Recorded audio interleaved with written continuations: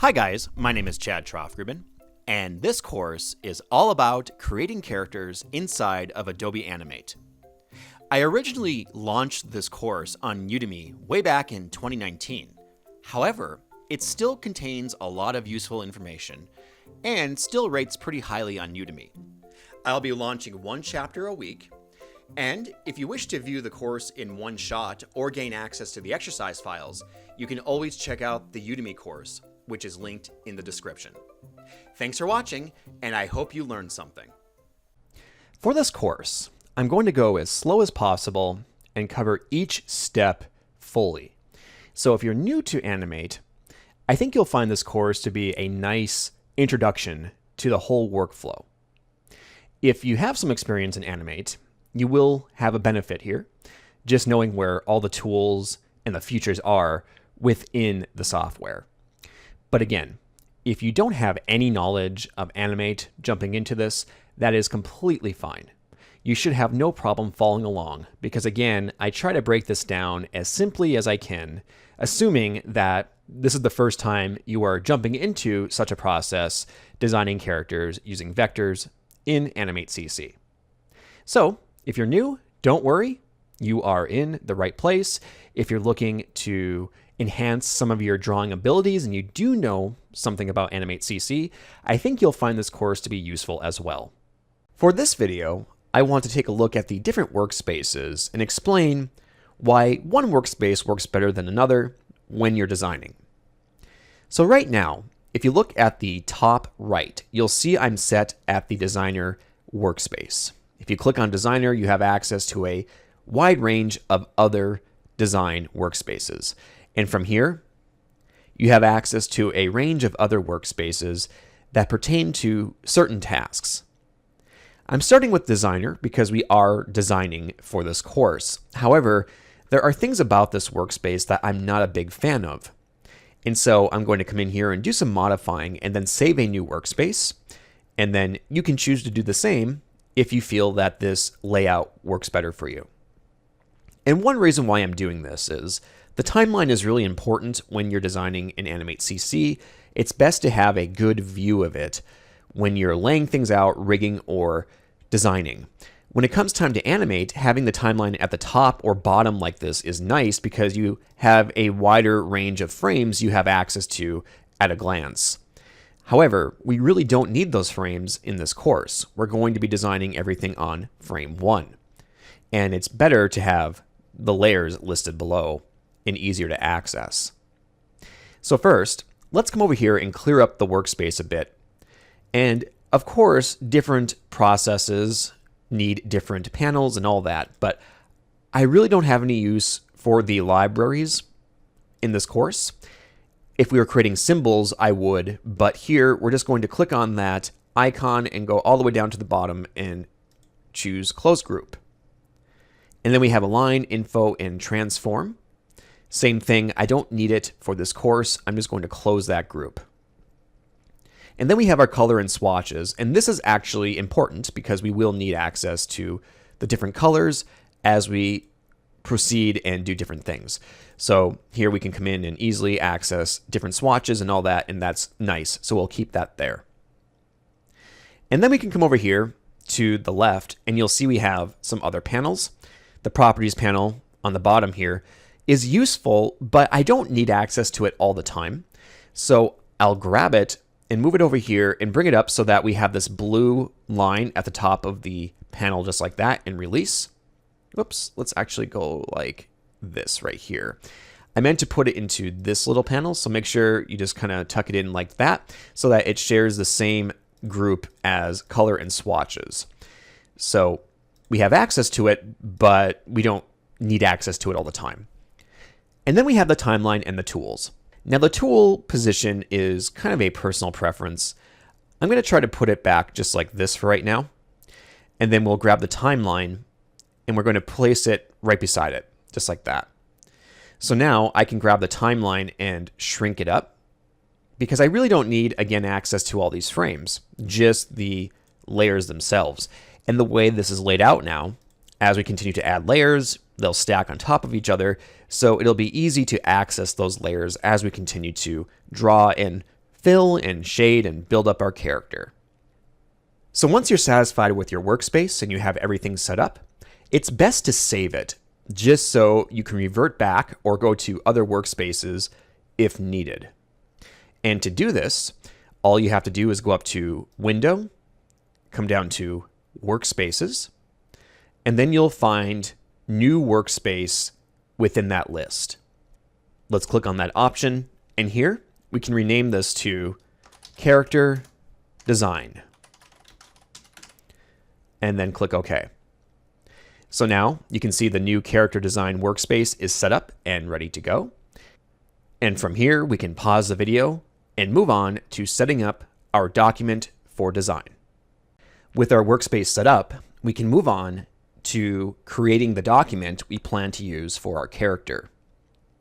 We are on the launch screen for Animate CC.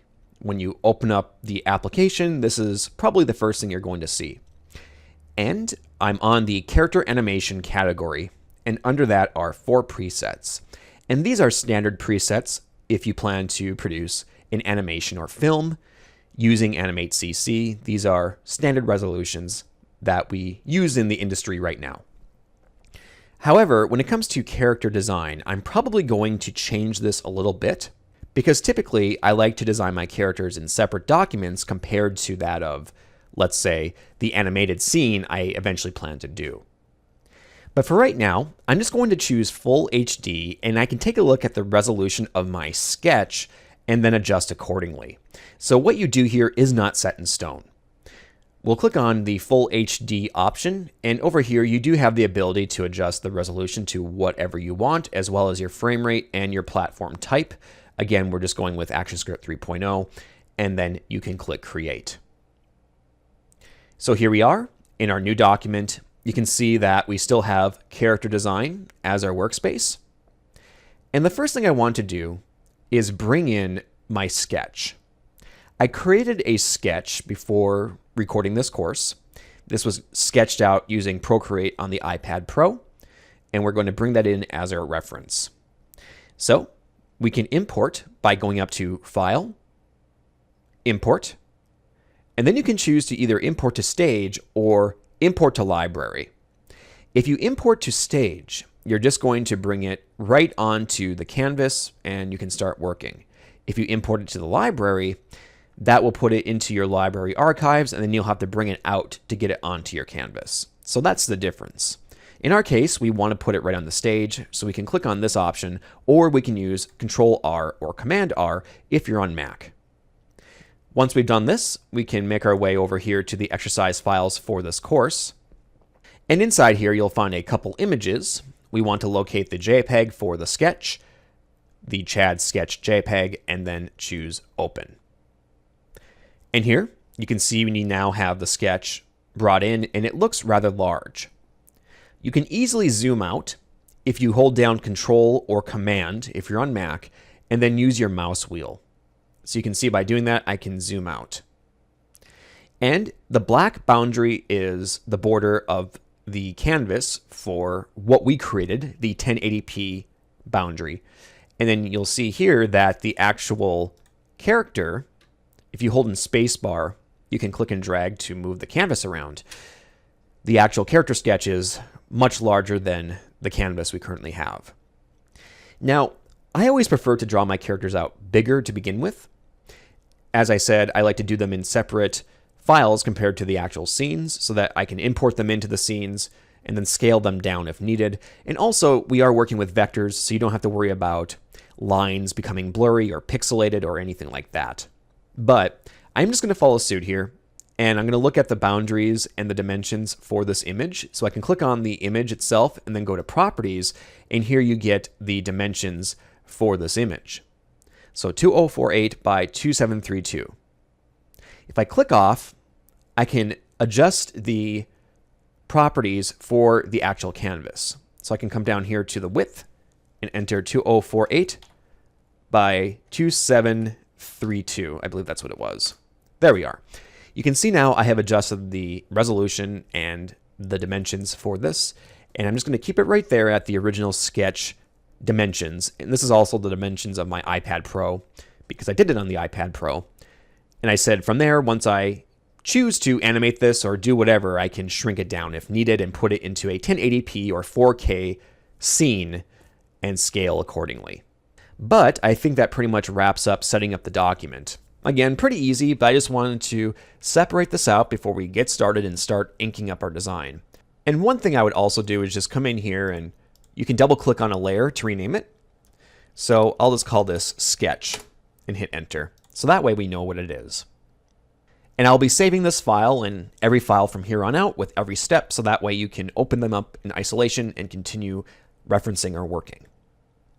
Before we get too far, I think it's best I overview the draw tools in Animate CC, so that way you understand the basic functionality of each.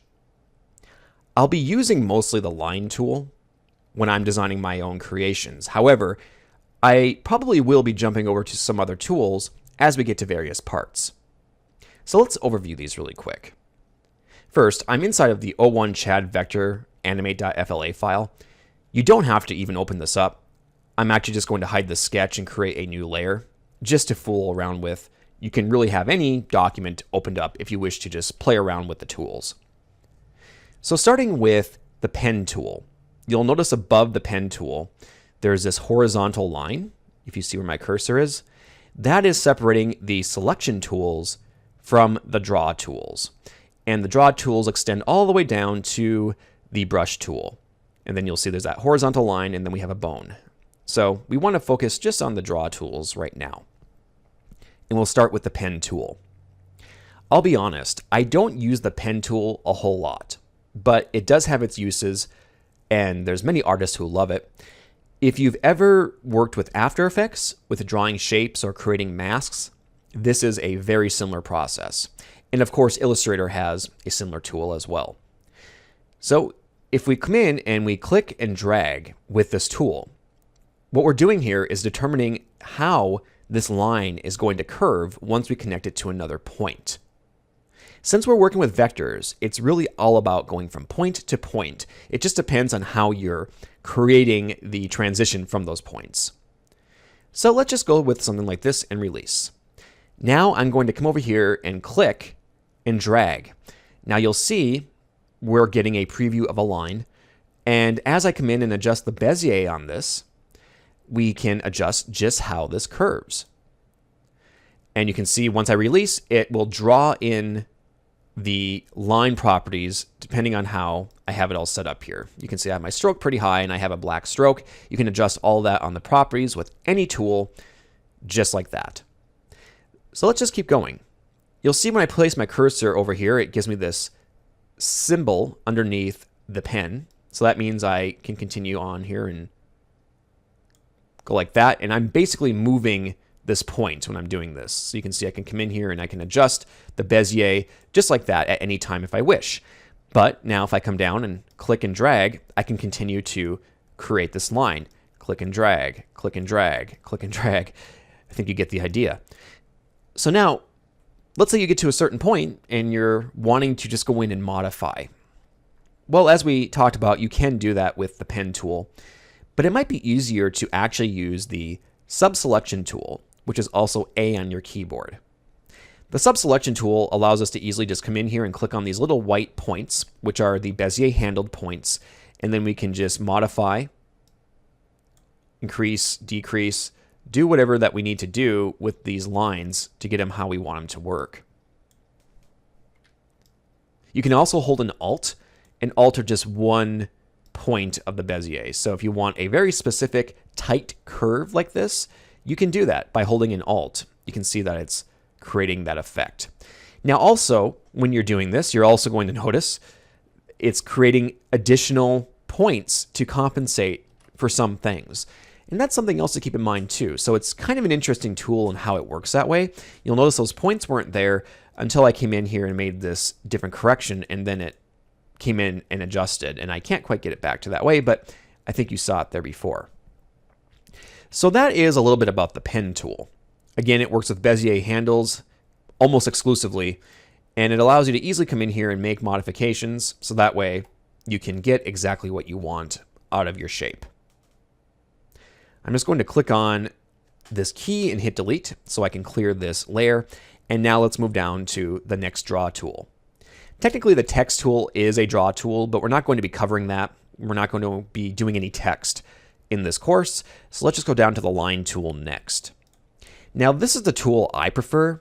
And it's probably because back in the day when Flash was, newer, it's called Animate CC now, but when it was referred to as Flash, and we did SWF cartoons, they weren't videos. The idea was to create very simple shapes with little points to save on space because the 56K modems of the day had a hard time, streaming this stuff. So I've kind of stuck with that mentality. I like to use as few points as possible when designing, but again, it's all a preference. So when it comes to the line tool, you're essentially just creating straight lines, just like this. You can release and create a straight line, and you can also connect them pretty easily. You can see by doing this, I'm connecting the lines together, and that's also really nice. So you can come in here and kind of do something like this. Well, we can also go back to that sub-selection tool and click on any of these points that we've created with the line tool and make adjustments as well. So if I start to bring some of this stuff out, I can very much do that. Come in here and hold an Alt. I can start to adjust the Bezier handles and create my curves. And in a way, it does work like the pen tool.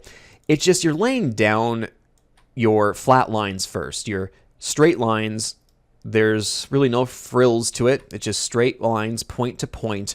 And then from there, you can go in and you can start making your modifications.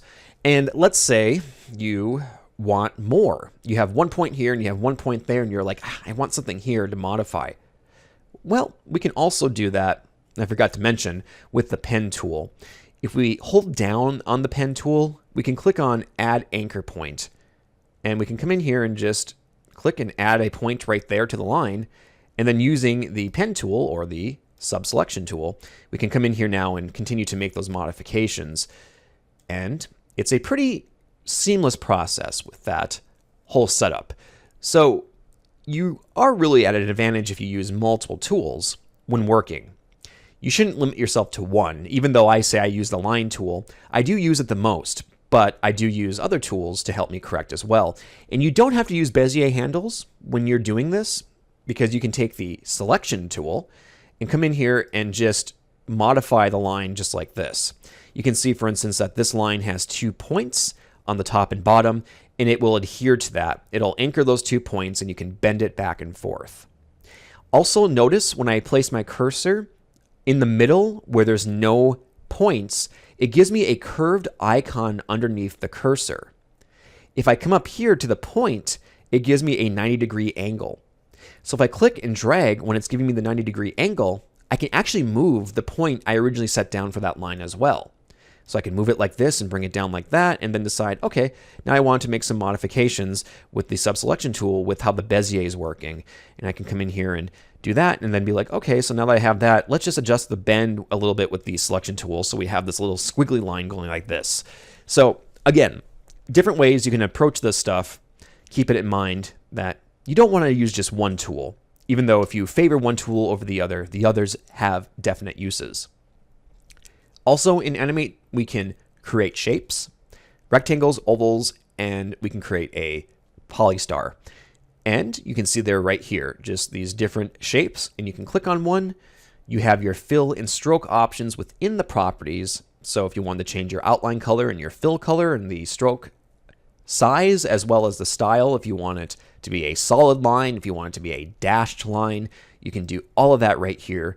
And you can even adjust if it has like a fake looking pressure effect. If you want it to look like you drew it with a stylus or a pencil and it has like that taper off effect depending on how much pressure you are applying in that moment. We could do something like that if we wanted to. You can also choose if you want your ends of your lines to be rounded or capped. And I should also notice when you go back to your line tool, you can do that as well with all this. It's not just set to the shapes. So you can create your shape using universal settings here with your lines. But if we come in here now and draw this out, you can see again, it creates that fake looking effect where there's different pressure being applied. And it can be useful to do that kind of stuff if you're looking for a more customized or perhaps a more traditional look. And again, you can swap this around. You have your different shapes. We can come in here and take advantage of this and just try out these different widths and see if there's something that we like. And you can do all that. And of course, continue to adjust all this. Every shape has different angle effects. So you can see right here, we could do like a half pie, or maybe we're creating a piece of pizza and a piece has been taken out. Whatever you want to do, you can come in here and definitely play around with a lot of that and get some very unique looking shapes and really customize it to your own style. And then the last three tools are similar in that they are freehand tools. So if you have a tablet, if you have an iPad Pro, a stylus, you like to freehand draw, these are the tools you want to look at. The first one is the pencil tool. And we can come in here and you can see I can just start adding some lines. Now, it's a little bit different in that essentially you can come in here and it'll kind of straighten lines out once you complete drawing. You can see right here, I can come in here and just kind of make this curvy, and I'm doing this and that and this. And when it gets done, it's kind of just jaggedy. And that's essentially how this one works. You can go in and just kind of create something and it'll make it more jaggy. And then again, just like the other tools, you can come in here and you can see kind of where these points are now. Hold an Alt, click on this point, and you can start then modifying that way if you wish. We just clear this really quick and go back to that tool. And the same applies for your styles. Again, this goes across basically all the draw tools where you can do your stroke, your width, and all of that. And now the paintbrush tool is a little bit different. First, it allows you to smooth out your lines. So if we turn this to low as an example, and I come in here and I just draw this out, you can see basically what we are drawing is what we get. But if I turn this to high, and I come in here and I'm trying to do something jaggedy, or let's say just something a little bit more complex, it'll actually kind of go in and smooth it out a little bit, just to give you a little bit more help to make it look smooth and nice and clean. But also, we have other options. Other options include draw as fill. So if you wanted to create like a fill effect, you could do that as well. And you have, of course, all the other options we went over before. Just clear that really quick. Now the brush tool gives you some unique features. First, if I come in here and just draw this, you'll see that we get a nice tapered effect, and it kind of goes based off of pressure, as you can kind of see. But also, it is a little bit different because we can adjust the stroke or anything like that up here. You can adjust the pressure. So we were talking about that pressure.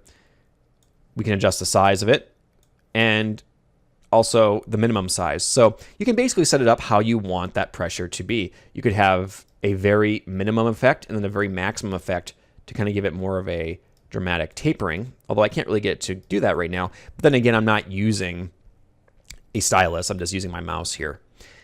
And you have your smoothing on the bottom as well. So if you don't like how smooth it looks, you can come in and try to make it look a little bit more, less smooth, more jaggedy, whatever that you need to do with this.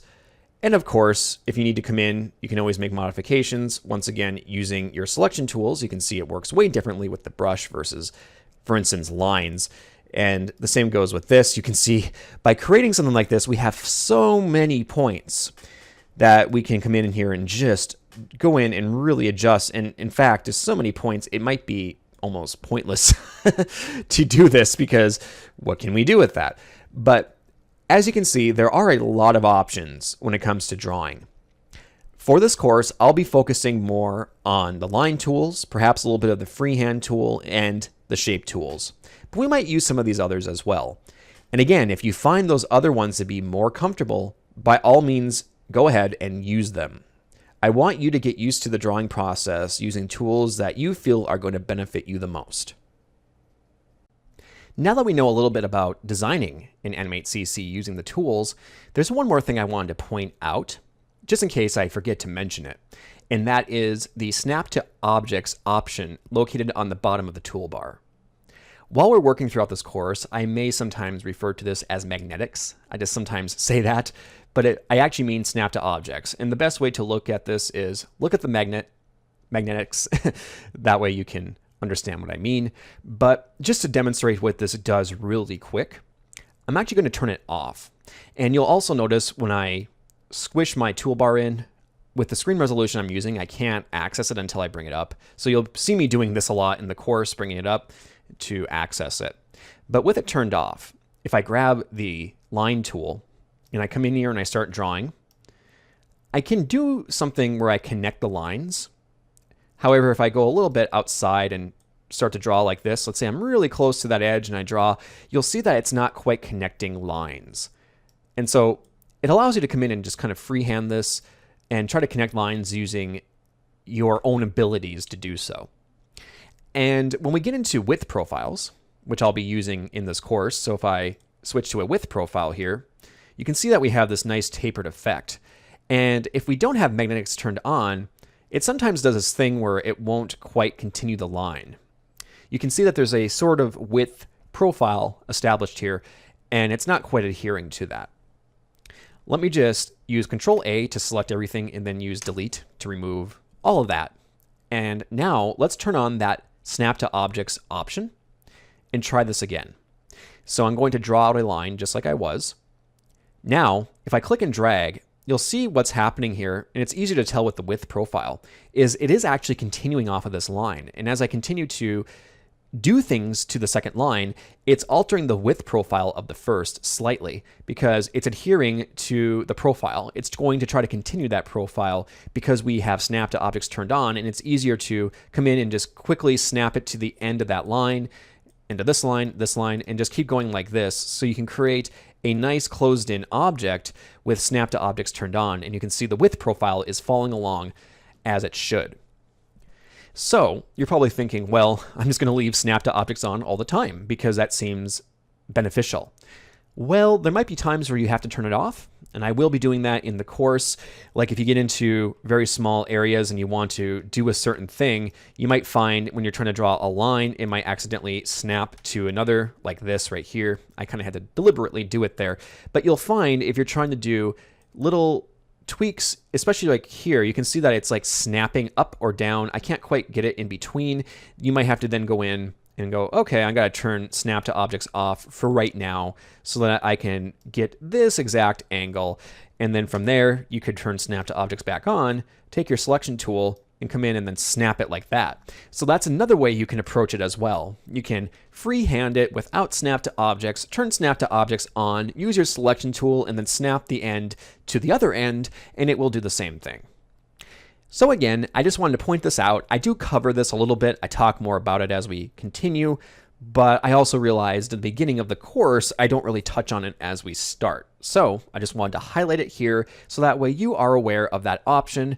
And if you're having issues drawing certain areas of the character or your design, you might want to turn it off or on depending on your situation.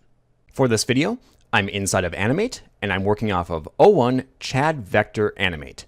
Feel free to open up this file. We're going to begin by drawing the head using this sketch as a reference. The first thing we want to do is create a new layer for the head. And this is really important. It'll become more important when you move to rigging, which again I have a course on if you wish to follow that after this one. But it's always best to have a proper hierarchy of layers in place when animating. There's just certain things that you should have separate, that you should combine, and of course, all that will vary depending on your style, but we want to create a layer for the head to start. So we're just going to add a new layer, and then double click and rename this one to head, and then hit enter. Using control and my mouse wheel, I'm just going to zoom in, spacebar, hold that in to move this around to get it exactly where I want it. Now, I'm going to lock the sketch just so I don't accidentally click on it, because in Animate, if you click on a layer, you select it, and then you can start drawing on it without really realizing it. It can become kind of a little bit of an annoyance if you're not paying attention. So let's just lock that, and we're going to grab the line tool, or N on your keyboard. And we want to begin by adjusting the line stroke width, just to see what we can do here. What do we want the line consistency to be throughout? So we can begin by just kind of testing this out. Looking at that, it might be a little bit too thick for my taste, so let's kick it back to about 7 and see what that does. That's a little bit better. Let's go maybe to 6.5. There we go. We'll go with 6.5. And again, if you're designing your own character using this course, feel free to do whatever you wish with your style and your width. And again, I might come in here and try doing this. It actually kind of gives it a nice look.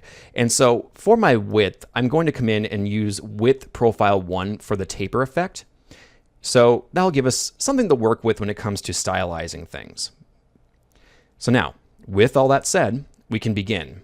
I'm going to start on the left side and click and drag and just move down like this, and then click and drag and then move down again. So we go down to about right here. Now I'm going to come in, click and drag, go down to about the middle of where I think the head should be, and then back up like this, creating a point of sorts about right here. Now click and drag and move up. And we'll go to right about here like we did before, and then click and drag again and go up. Now, the reason why I'm creating 2 lines near the jaw is just so I have an extra Bezier handle I can work with here when it comes time to morph this. But you could use the pen tool and add your points that way if you wish as well. So click and drag, and I don't think I need to add any more points into this. I'm just going to come up like this and link it in like that. So now I'll start with the selection tool, click and drag, and try to move this up and over so that it matches the line where the top of the head is starting, just like that. And I can grab this one and move it over like so. Remember, you're grabbing the points with the selection tool when you have the right angle. If it's a curve, you're going to bend the line. And I want to bend the line right now by coming over here to this top line and just clicking and dragging and morphing this up just like that. Now, we'll grab this portion and bring it over like so. And you can see when I actually added that line, it sort of just morphed it all together. And I was unaware it was going to do that, but that's fine because we can use the pen tool for this. So let's just grab the pen tool. If you hold down on it, or if you use the equal key, you can select that add anchor point. And we're just going to come in here and add that anchor point just like that. And I'll come over here and do it on this side as well. Again, I thought by clicking and adding I could do that, but it appears this is going to be the easier way to do this. So not a big deal. That's why we have multiple tools. So now if I come in here, I have more control over this portion because of that bend that we added. So we're just going to come in here and just kind of modify this a bit. Just kind of bring it over like that. And then I can bring this portion down. Kind of like this. And then we have that center point that we want to make sure also goes down like that.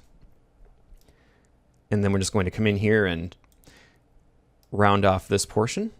You can see that we have a much more definitive bend here, but we'll just kind of bring that one out a little bit more like that. And I might just do some final little touch-ups here, just coming in and trying to make it more in line with my sketch. And again, keep in mind that the sketch is simply a reference. It's for your own reference. If after starting Animate and you're looking at your sketch, let's say you made the sketch and you're like, I just don't like this hair. It's not appealing to me. Well, fix it. There's nothing saying you have to stick with this sketch unless, of course, you're under contract and that's your job. But here, if you're doing this just as your own character, yeah, make changes as you go, because why not? So now I'm going to come in a little bit here and just kind of bend this out a little bit more so it's not as jagged. And I can do that by just going near that jagged point and just kind of moving things back a little bit. And again, if you prefer, we can jump to the Bezier handles here using that sub-selection tool. And it might be a little bit easier to adjust some of this stuff at this point using those Beziers. So we're just going to come in here and make sure we select the points and just click and drag on that. Just try to bring it down a little bit more like so. Okay, that's not looking too bad now. Again, I could always do more, but I think this should be a good start. So now I'm going to jump over here and grab the line tool once again. And we're going to place the ear on the same layer as the head. So let's start right here where we see that line and just click and drag and kind of go up like so. And then move it down and then over. And again, what's really cool about this is you'll see with that taper effect, when I connect things, it sort of adjusts for how maybe that would look differently if we were tapering these lines with a traditional stylus. So that's actually pretty cool that it does that. So we can just release like that and then come in here. We'll start with the selection tool first just to see what we can get away with here just by coming in and moving some things up and around. It's kind of going in like this and like that. So now we have the shape of the ear down, and we can also come in. We'll use the line tool, do 2 lines like this, and then go down here, and then we'll do, again, 2 lines, 1 and then 2. And let me just zoom in, holding in control, using the mouse wheel. We can come in here and just kind of start to play with this, kind of get rid of that sharp edge. And again, I might have to use the Bezier here for that, and that's not a big deal. But we can just kind of shape this up so that it's a little bit more appealing and looks a little bit more rounded.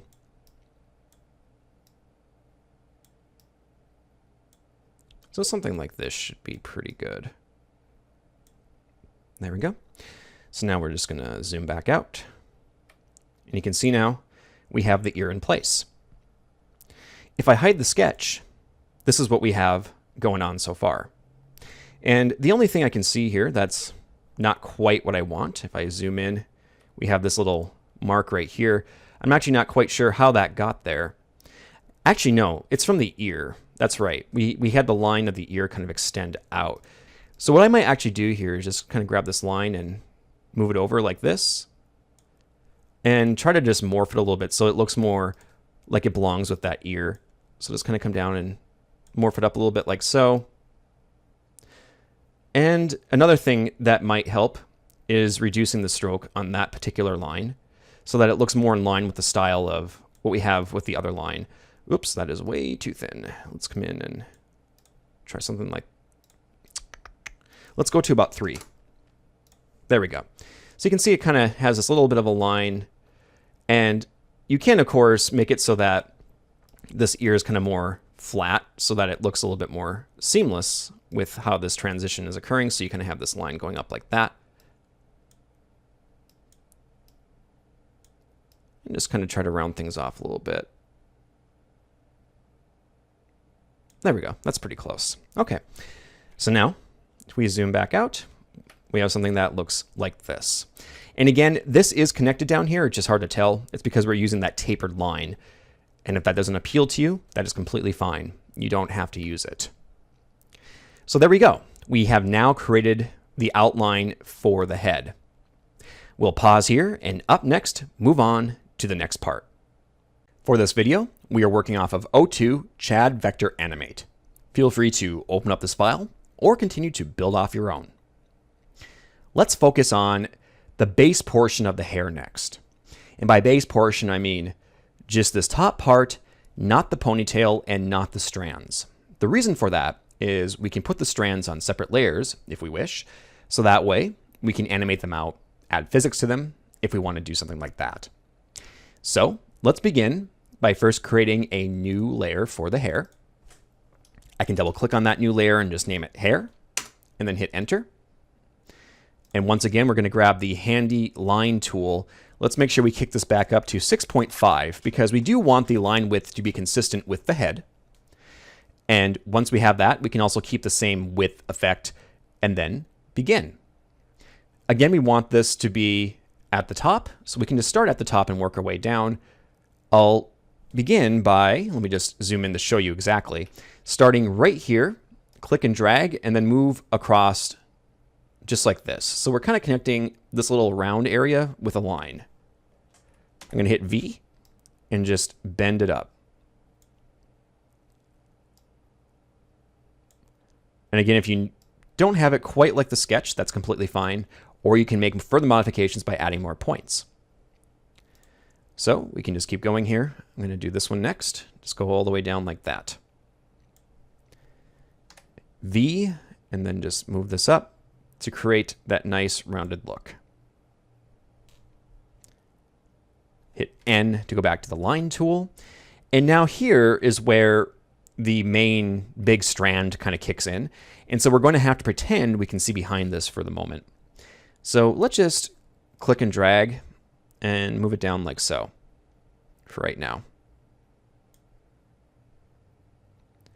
And before I forget, as I'm continuing to work here, let's make sure we lock the head just so we don't accidentally select that layer as we're moving. So now we're going to keep moving along with the hair. We'll connect down here and let's just kind of go up like so. Use V, and I want to come in here and kind of create a rounded effect, but I also need something else to happen here with the hair, because right here it should be kind of moving up like this perhaps. And so what I might end up doing is creating a little extra something down there to cover it. But I think right now having it kind of loop down like this is going to look a little bit better in the long term. And of course you can make your adjustments however you see fit, but I think this should work.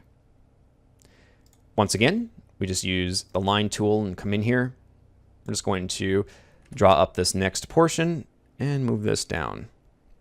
Hit N, come over and just draw up the line like this, hit V, and go like this. Like the big strand, we're going to ignore the small strand of hair and just connect our line going over this way. And then down like this, over, and then over one more time. We can then go back here to the selection tool and just come in and make some slight modifications just like that to kind of create a more rounded look for this. And again, this portion will probably be covered up, but we can also add just a slight roundness just in case you decide you want to manually move that strand. Let's say it's windy and you want to simulate that. That way the hair behind it doesn't look like it wasn't drawn properly. So there you go. We now want to keep moving down and then around and connect the shape. So just use the space bar and get into position, grab that line tool, and we're going to start near the sideburn here. Let me just zoom in a little bit more. So we'll start right here and just kind of move in like this, creating that jagged looking sideburn. And we can hone it in a little bit here.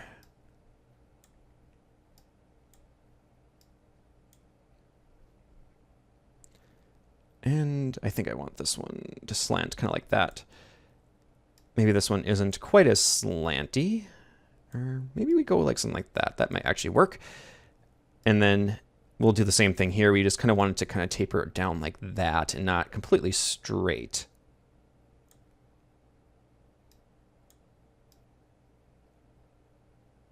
So something like that should be about right. Going back to that line tool, we're just going to wrap this around and just come all the way up like this. I'm going to add some little dips here in a second, but I'm just going to bring that line up like that and try to finish up this main portion, and then I can come back and add in some final little details here. So let's go up to about like that. Hit N to go back. Kind of bring this out like that. Maybe this one goes like that. And once again, hit N to get your line tool back, and we're just going to go up. Hit V, reposition. There we are. Maybe bring that one out just a little bit. Hit N, draw out the next line, go about right there, hit V, bend it up. Do the same thing. Just bend it up like so.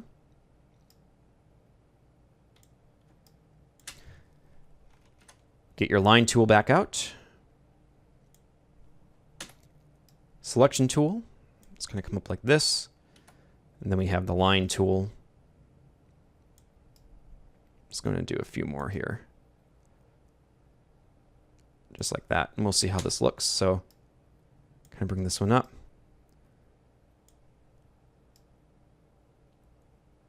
I can bring this one up as well.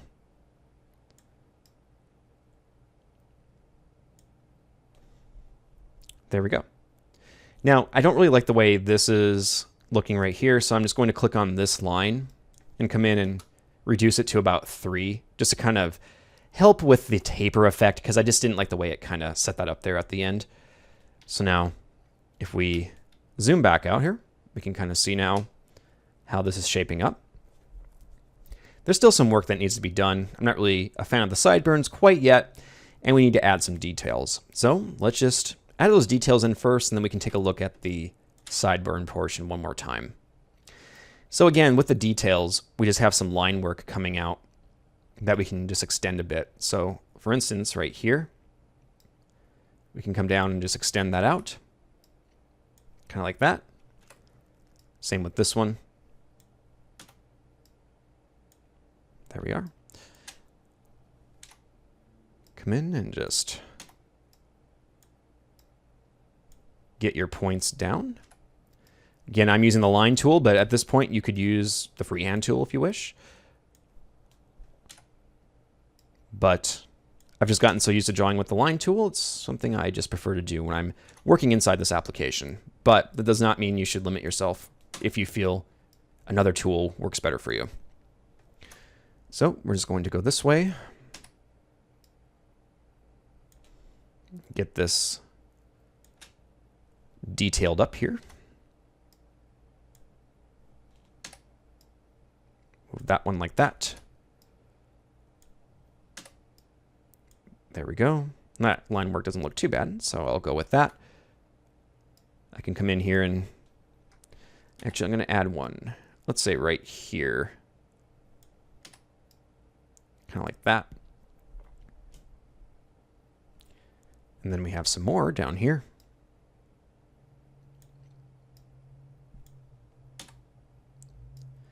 And again, if you're looking at this and you're like, I want to add some more line work or hair wrinkles or whatever to this portion. I didn't have it on my sketch. That's no problem. Just proceed, do what you want to do. This is your creation. You should be happy with it.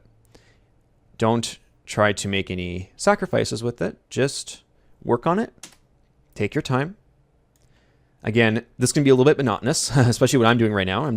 All I'm doing is drawing lines and bending them. Like, you know, that's why I can't really say that this is a drawing course, because it kind of isn't. I'm just molding lines.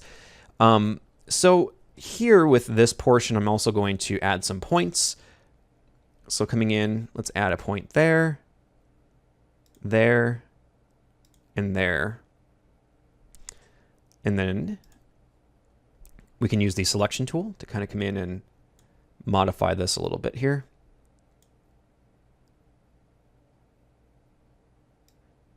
And you can use the sub-selection tool as well if you find it to be more useful. Actually, I'm going to just add a couple more points in there.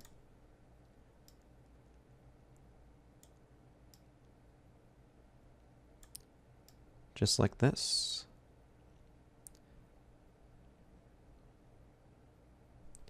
And actually, I might do just a couple more.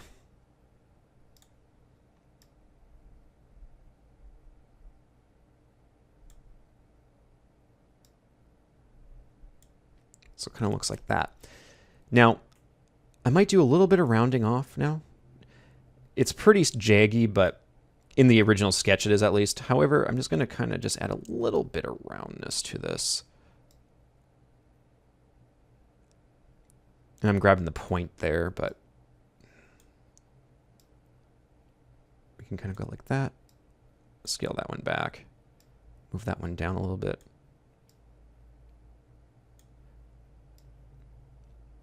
I'm sure, as you can imagine, you could just spend hours doing this type of thing, because it really is just a matter of your own personal tastes and how you want the hair to look and how you want this and that and everything else to look. So This could take more time. This could take less time. It just kind of depends on the process. And then I'm just going to do the same thing here. I'm going to just round these off, bend them in a little bit, just kind of like that. And I foresee myself maybe going back through and doing a few more modifications to the hair. Once we get to a certain point, we'll probably have a polishing phase here. I usually do in my courses, and it's always good to look things over and make sure it's exactly how you want it. But looking this over, it doesn't look bad. You can see we do have some line work here, but that's going to be covered with the actual hair strands. So if I were to hide the sketch, you can see what this currently looks like. And if I were to hide the head, you can see the hair looks like that in isolation as well.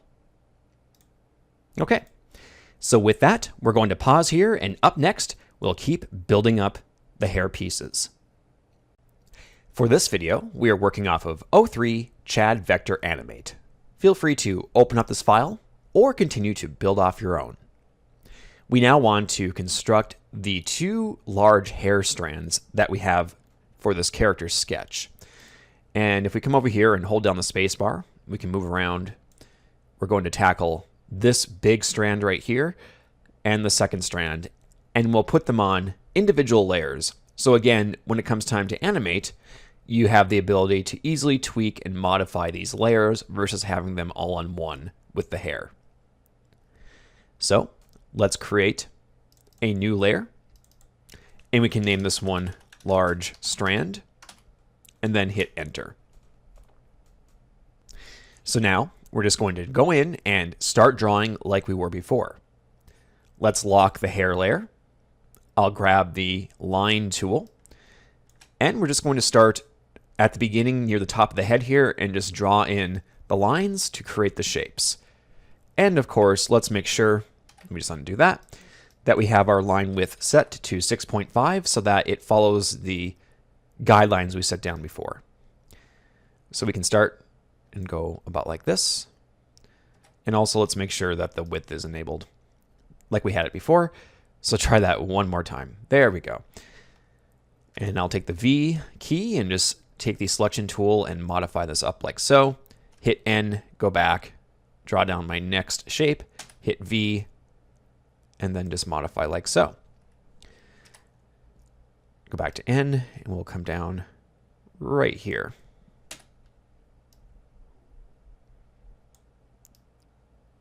There we are. And I know I've said this a few times already, but don't be afraid to deviate from the original design. So if you want to have things rounder or more jagged, you can definitely do that. There's no reason why you can't deviate from the original sketch. Sketch is just there for your reference. From there, you do what you do.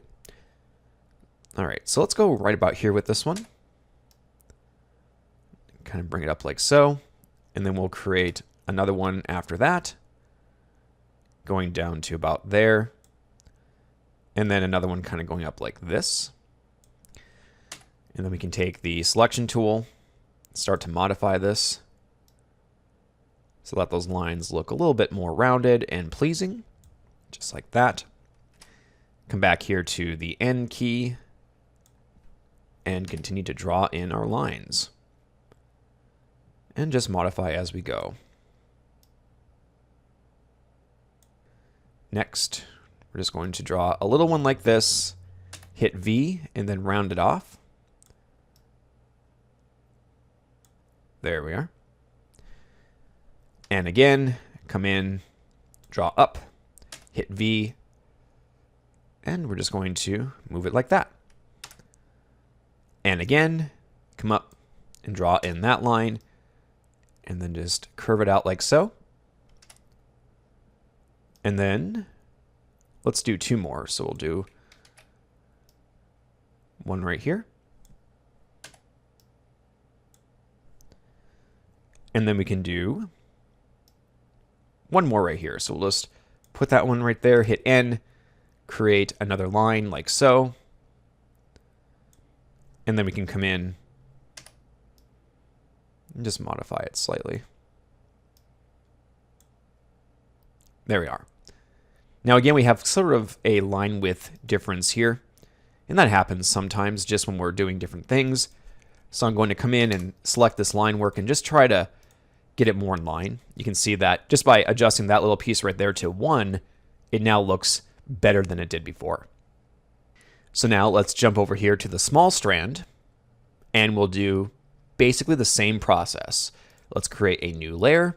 We can name this one small strand, hit enter.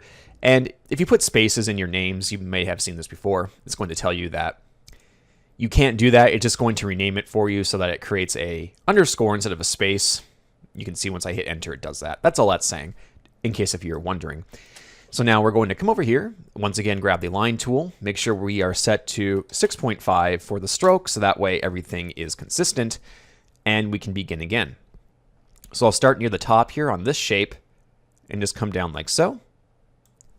Hit V, and round it off. Hit N, come in, and keep building this up. Grab V, and just bring that over. We can also bring that part over just to help with the shape. We'll do one here. Just round it off. And then we can do this one like that. Again, just rounding things off. There we are. Come in and grab this one and bring it up. We'll go to right about there. Round it off.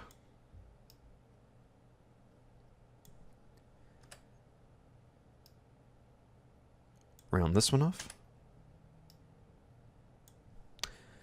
And then we just have a couple more lines here that we want to round off. So we'll come in, do that one.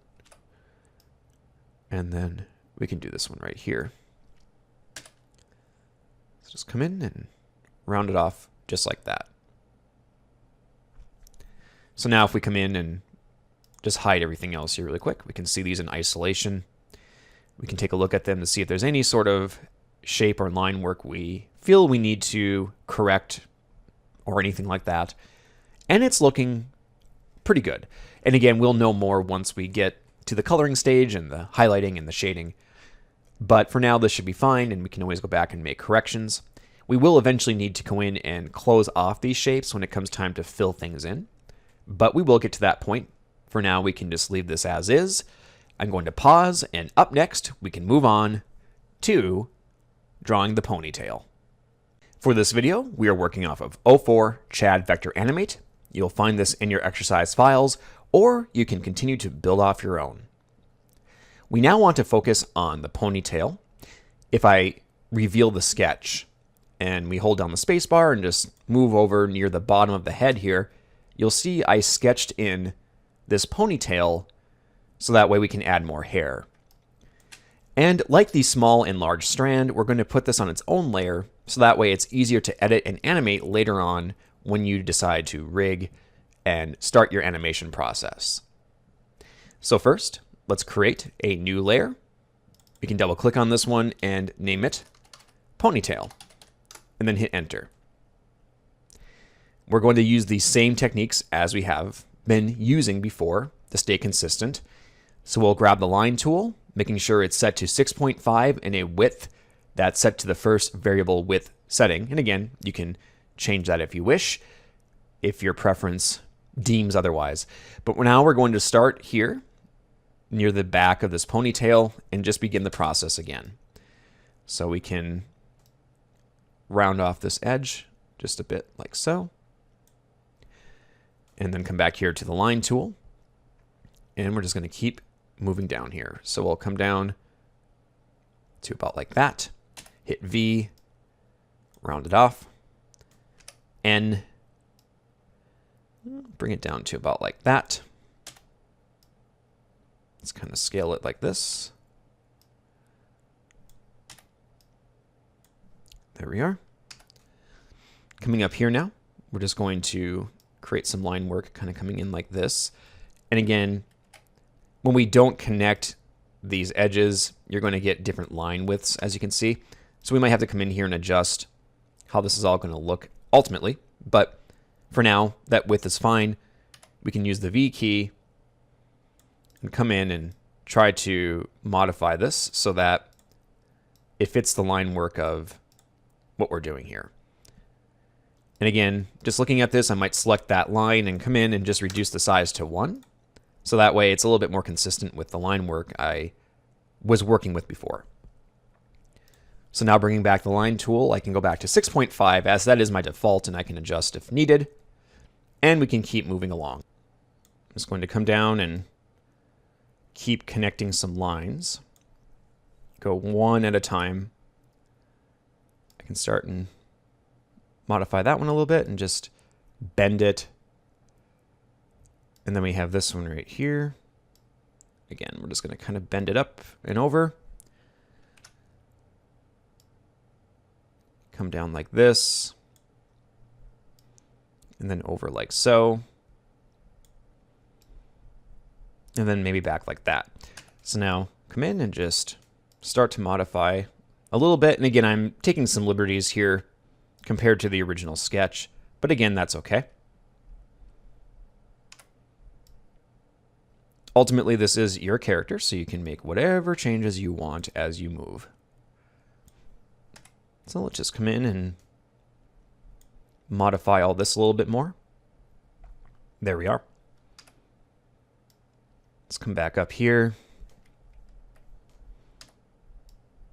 And we can just kind of round this off like that. And we can keep connecting. So we'll now come back here and just kind of do this sort of thing.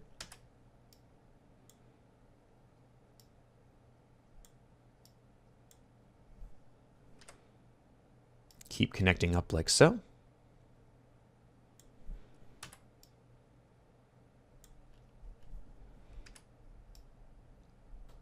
Down and then up.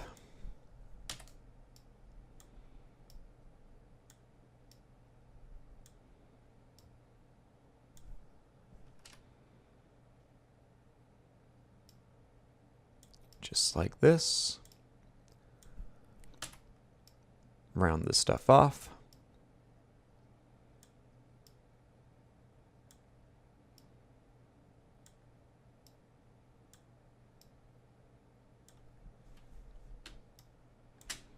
Okay, and then we just have a little bit more here. Come up like this, maybe just over like that.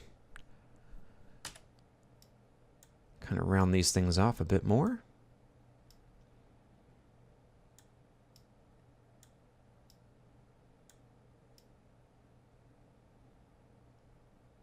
About like that. Try that one more time. Yeah, something like that should be fine. And then we can keep moving along here.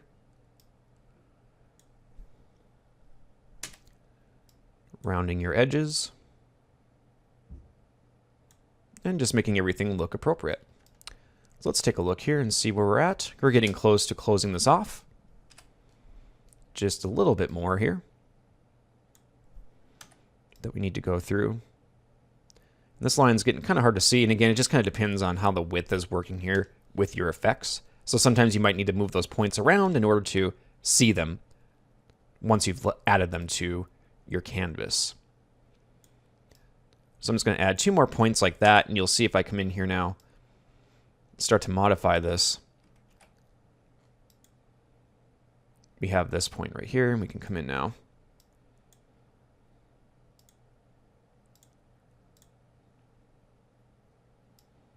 Let's make those modifications like that.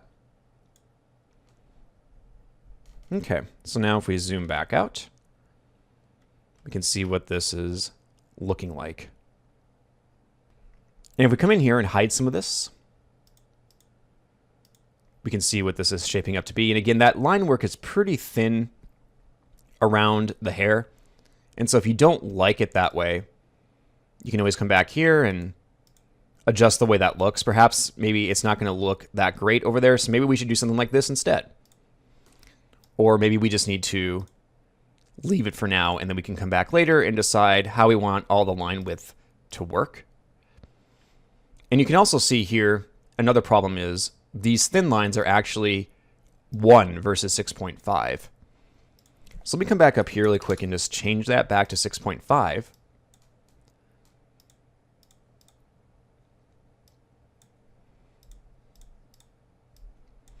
So as you can see, you're just not going to really get the look that you need in this case, just because of all the curves and such. So in that case, you could go in here and we could start to modify. So that little piece right there, we could change that to 3. We could change this one to 3 as well. And you can just kind of come in here and start to manually adjust your line widths as well. So that way you can kind of mimic what you were doing before if you were using that effect to create tapered lines and that sort of thing. But here I can just come in and it's not looking exactly like it was, but it just gives us a little bit more of an idea of how we could go in here and just try to mimic that look. So there you go. As you can see, I'm going in here and I might spend a little bit more time on this just to make it look more polished. But those are some tips you can use if you're trying to create that varied line width, and for whatever reason when you're connecting the lines it's really light, or you're trying to adjust the line size and it's screwing up the design in other ways. Sometimes you might just have to forego that width effect and just do it manually if you want that sort of effect in place. But there we go. We now have the ponytail drawn up. We can pause here and move on to drawing the torso. For this video, we are working off of 05 CAD Vector Animate. Feel free to open up this file or follow along with your own. We're going to continue now, building down, starting with the neck and then going to the body. Let's create the neck on a separate layer. You might find at some point you want to put it onto the same layer as the torso. It depends on how you plan to rig this up and animate it. But it doesn't hurt to separate things out and then combine them later on if you need to. It's easier to separate things out in the beginning and then combine them later, as opposed to the opposite of that. So let's create a new layer. And this is going to be called neck. Next, we're going to grab the line tool. Make sure we set this to 6.5. And we'll start with the neck right here. We're just going to come in and draw out what we see. So come down like this, and that. We can bring it over, up, and then over, just like this. There we go. So now we can go in using the tools that we've been using before with our selection tool, as an example, to bend the lines so that they aren't as jagged. So let's come in here and kind of make these modifications just like that. Kind of bring that in a little bit. And then you can adjust the bottom. The bottom will probably be adjusted anyway once we add in the other things. But for right now, that should work. Now, there is the matter of the top. And with the neck, it might not be as important. It kind of depends on how big the head is and where the position of the head is. But it's always best to round off certain portions of your character so that way it's easier to rotate them when it comes time to parent and then animate symbols inside of Animate. So with this neck still selected, I'm going to grab the shape tool and then come over here to the fill color and switch that to transparent. We're going to keep the 6.5 stroke height, and then coming over here near the top of the neck, I'm going to hold in shift so that way I can create a perfectly round circle. And I'm just going to come in here like this and connect it like so. So now we have a rounded edge at the top for the neck, and that will allow our head to sort of have a pivot point for when it turns and moves up and down. With the neck out of the way, let's move down to the torso. Create a new layer. And I can name this one torso or body or shirt. There's actually going to be technically 2 torso layers because we'll have the torso itself, which is just, the blue shirt underneath. And then we'll have the jacket, which will go over the top. So that way, if you wish, you can animate the jacket separately. You can remove the jacket, that sort of thing. So with the torso selected, let's begin the process of outlining the body. With the sketch, we can only really see what the outline looks like without the body itself being isolated. So we're seeing the jacket. So we're going to have to take a little bit of liberty here when it comes to creating the width and size of the torso, so that way we can create a jacket that complements. So let's begin here. I'm just going to grab the line tool, and let's make sure the neck is locked. And then we can come in, and I'll start near the top of the front arm and just draw this over like that. There we go. Hit V and then round up the line so that way it matches what we have on the sketch. Come back here, grab the end tool, and we're just going to bring it down about like that. And we can release. So now grab the V key and just bend this out using the selection tool. And looking at this, I might want to grab that bottom line and actually just kind of bring it over more like that, so that it's closer to the pelvis down here than not. But we don't want it to be the same width as the jacket. And actually looking at this, I might just bring it over a little bit more so that it matches the line work of the pelvis going down like so. Now we can grab the end tool once again, just come in here and go all the way across. And then we can also move this up. And we can even bring it over so that it matches the line work right here, just like that. So come in here now with the selection tool, and we're just going to round some things off.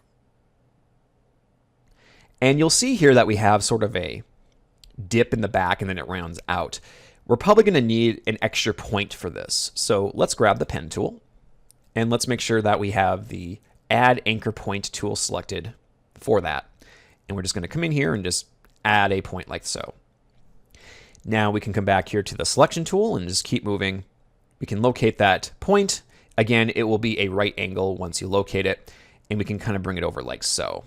So now we should have the ability to pretty easily here just come in and looking at the line work here, maybe bring that out just a little bit, bring this in a tad, and then bring this one out like this so that we can create that nice rounded back that we had with the original design. Speaking of design, the shirt also has a design. You can see I roughly sketched it in right here, and you can see it through the opening of the jacket.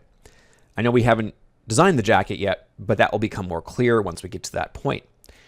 So while we're on this layer, we can go in and create this design. Now, if you want, you could actually make it on a separate layer and then combine the layers when you're done if you don't want to accidentally interrupt the design of the torso. So to demonstrate that, let's just create a new layer. I'm not even going to name it because it's just a temporary layer. And we can create an oval using the oval tool. When we select the oval tool, let's make sure that we have a 6.5 line width, that the width profile view is still going to be the same, so that way we're not doing anything too different. And we want the fill color to be transparent with a black stroke. So I'm just going to come in here and begin the process of drawing this out. And also let's lock the torso so that way we don't accidentally modify it. Now that I have an oval, I can take my selection tool and kind of come in here and just start to modify the shape of it however I see fit to get it close to what I want. Now I want this to have a center as well, so we'll grab the oval tool once again and just come in and draw out an oval like so. And again, I'm not holding in shift for this. It doesn't have to be a perfect oval. It can be basically whatever you want. But in my case, I'm just sort of just adding some freehand ovals so that way we can add to the design. Next, we're going to touch on these spokes. So we have these spokes coming out on the top, 3 on the top and 3 on the bottom. And then that will complete this portion of the shirt design. Let's grab the line tool and we can zoom in. And we're just going to start at the top here. Come in and just create a shape like that. Same right here. And then we can do this one right here. And then come down and do the same for these.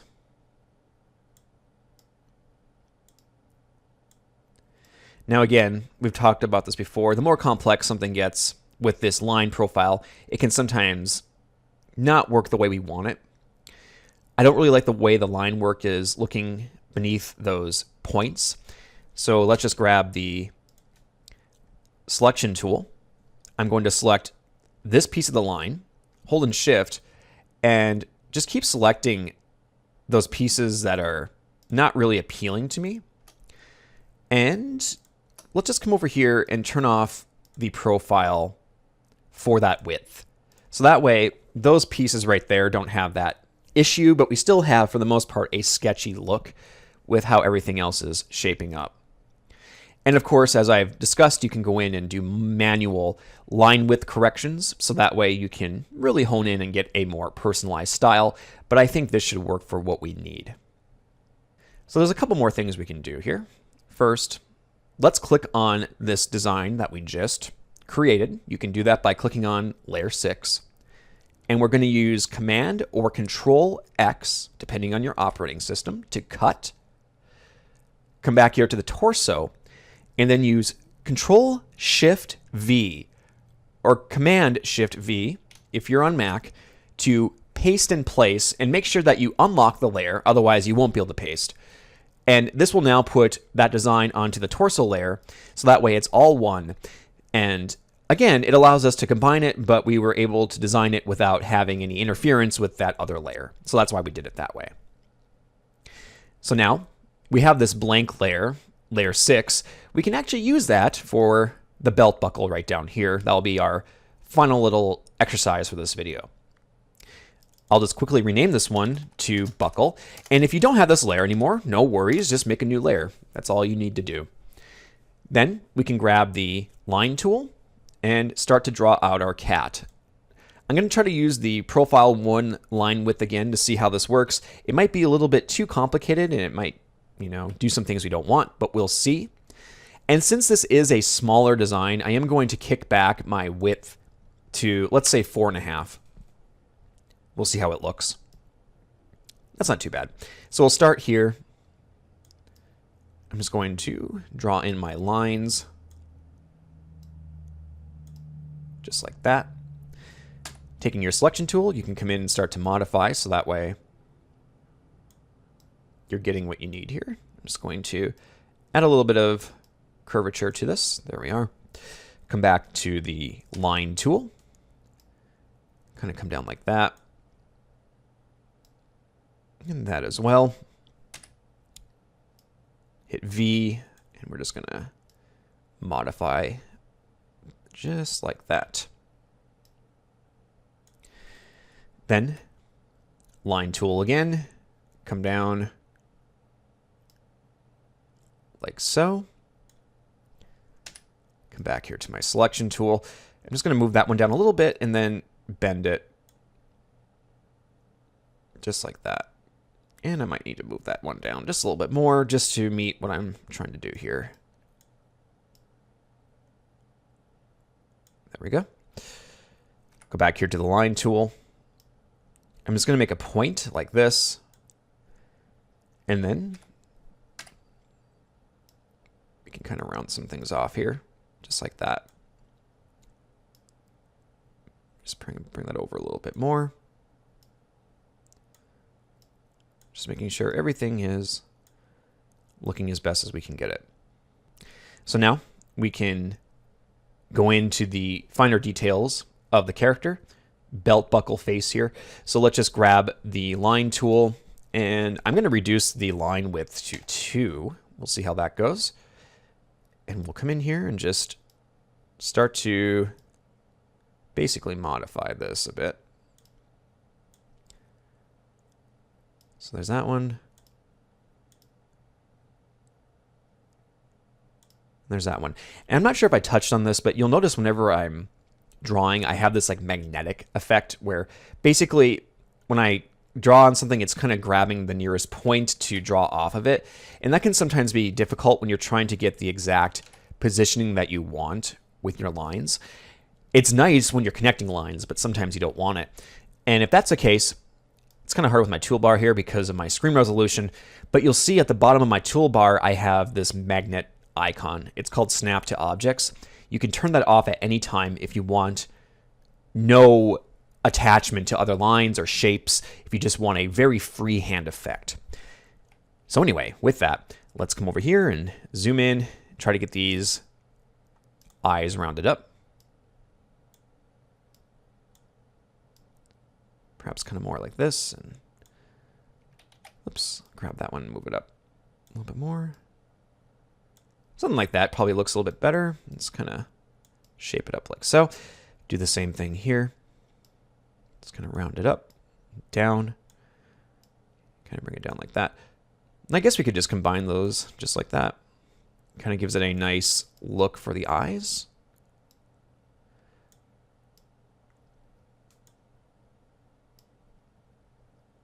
There we are, just kind of reshaping things a little bit to get it more in line with the other one across from here. And might just move that over like that. Okay, next is the nose. So we can come in here and just do that. Round some things off. About like that should be fine. Then line tool. Just going to do some line work for the smile there.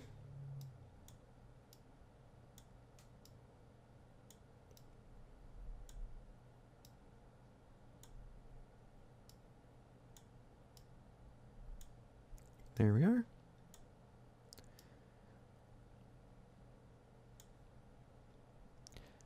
Okay, and I would say the last thing we need to do here is just add the whiskers.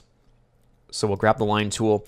We're going to change the line width to 1, since the whiskers are less of a detail that we really need to see, and we don't want them to be as dominant as the lines for the face, just so we have more emphasis on certain areas. And I'm actually going to come in here and deselect the magnet option, just like that. So that way I have more of a freehand approach here. And I'm just going to come in and just kind of add some whiskers like that.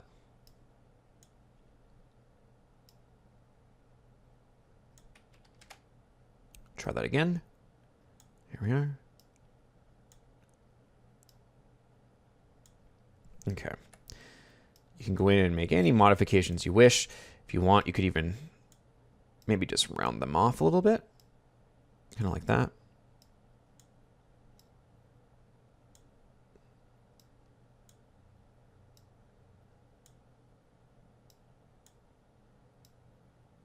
There we go.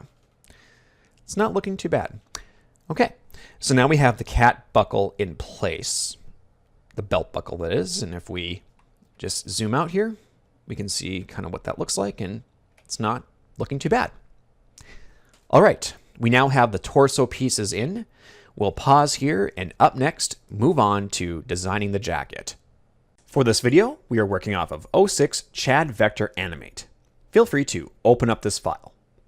We now want to continue along with the design process here. We're going to build up the jacket next. So let's first make a new layer for the jacket. Just name it jacket and then hit enter. I can then zoom out a little bit. I'm going to hide the torso layer that I made in the previous video. Just come in here and hide that. And I just want to focus on the line work of the sketch for the jacket. Because you'll remember the torso, it's a little bit thinner and just looking a little bit different. And so now I want the jacket to be slightly longer and slightly wider than the shirt. It just seems to make the most sense, and I think it'll help with the design process. So let's grab that jacket layer. Come over here and make sure we have the line tool. Also make sure that you are set to the appropriate width so that everything is consistent. In my case, it's 6.5. The width profile I have been using is 1. And I also want to make sure, just coming in here, that the Snap to Objects option is enabled. We turned it off when we were doing the whiskers last time, but now we want to be able to connect lines again as it's easier to design initially. So let's hide that torso layer, select the jacket, and we can begin. We're going to do a very similar thing to what we did with the shirt. We're just going to start here and drag this over and round off the top. So hit V and then round up just like that. Hit N, come back, and then we can start to move down. We'll place one near the middle like so. Click and drag, come down near the bottom, and do the same.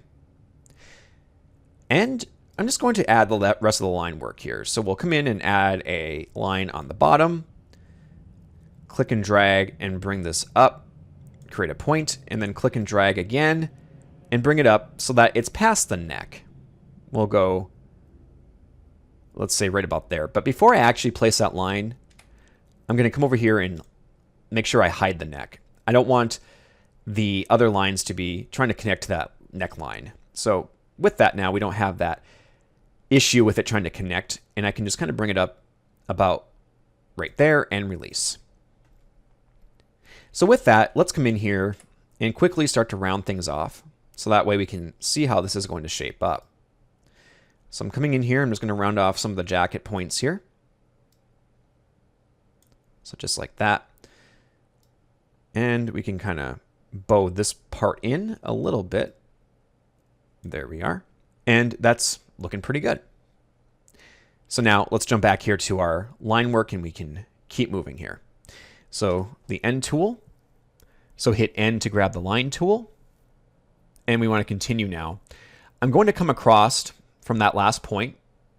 And the reason why I'm doing this is so I can easily fill this in later. So we're going to go, let's just say right about here. Release. And then I'm going to come down like this. I'll go down to about the middle again and add a point, and then go all the way down to the bottom like this. Create that point, and then we can go across and then up about halfway, release, and then up to the rest of the point here. And there's eventually going to be a spot here where we can connect to the top of the jacket that we were just working on, so we can release just like that. Now we're going to grab the selection tool, come in here and start to round things off here and just get it to look a little bit more like how we want it. Just kind of rounding some things off here. And again, this is all a matter of preference as to how you want this to look, really. How wide you want the jacket opened up, and basically all that fun stuff that you can decide on your own how you want your character to end up looking. I'm also going to round off the bottom edges here just a little bit, like that. And then for this one, we can come in and round this off a little bit separately. Well, it looks like I lost that point, perhaps.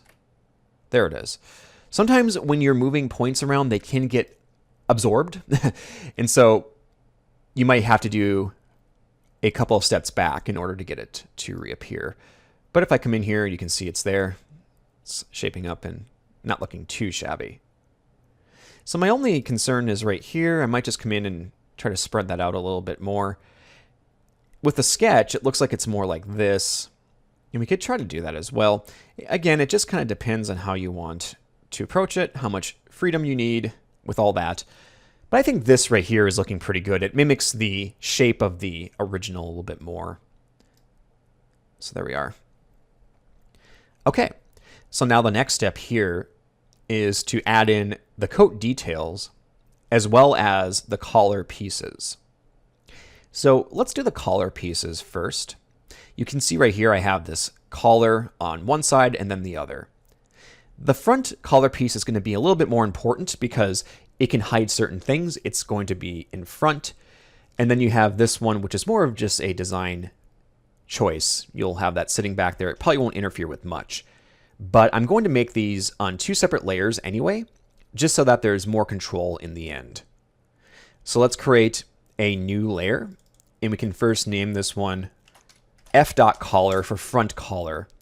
And again, it's going to tell me special characters are not permitted, so it's going to do f_collar. I'm just so used to certain naming conventions from other software, but Animate has its own way of doing things, and we're just going to let it do that. So once we're good, we can grab the line tool and we can begin the process here. So I'm actually going to start at this point right here. And if you're having issues with the snap to objects, we can actually turn that off just for a second here. And it might also help to lock other layers when doing this, just so that way you don't accidentally modify something you don't want to modify. But I can come in here now and just add this collar like that. Again, I don't have the snap to objects turned on, so I'm being, fairly careful with where I'm adding things here, just so that way we have something working like that. So we have the basic shape down for this. I can come in, make my modifications. There we are. And let's make now that second layer. I'm just going to call this one back collar. Grab the line tool. Come down like this. And then up. And then I can just kind of go over like that. Hit V. And we can make the modifications. So that way things are looking a little bit better like so. Now I'll eventually have to go in and probably fill this stuff in using some line work, so that way we can fill it in with the paint bucket when we get to that point. But for now, just by adding in those collar pieces, we know where they're at, and we can continue to modify and build up the character using them. So now we can refocus and touch on the jacket details. I'm going to make the details on a separate layer and then combine it with the jacket once I'm done. Again, I just find that to be an easier way to design. So for now, I'll just put jacket details so that way we know what it is. And I'm just going to zoom out a little bit.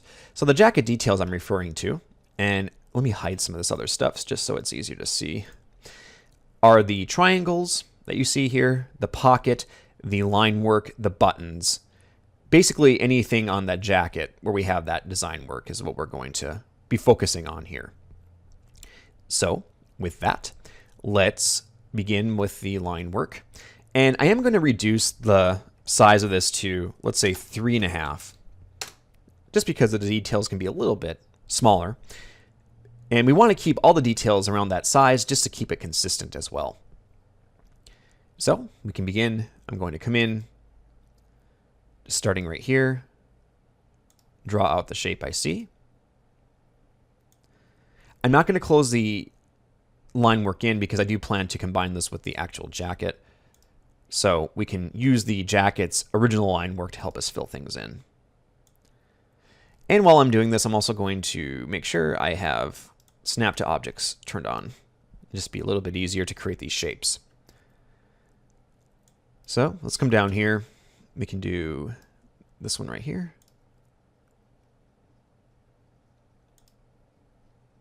Just like that. We have the pocket. And again, you could put these on separate layers if you wish. Maybe you have the pocket do something special. Maybe it opens up. And that could be a consideration you have to make. You would have to maybe make that on a separate layer. And then when it comes time to animate, you can choose if you want to make it a symbol. You can choose how you want to approach it. Maybe you're just doing motion tweening. It's completely up to you. But that's a subject for another course. So let's keep going here. We're going to take the oval tool and turn off its fill color, and then come in and just add that little button like that. There we are. Let's kind of keep on moving over here.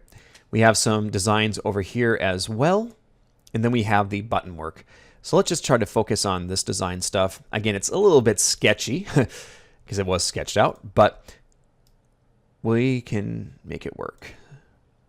Just use your best judgment, and of course you can modify at any time. So once we get these in, if it's like, oh, the lines are crooked, okay, well, it's not a big deal. We can make those corrections just by moving our points around.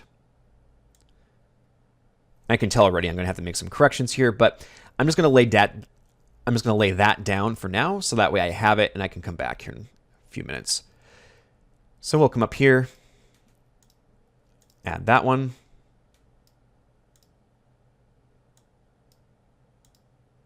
And just add those like that.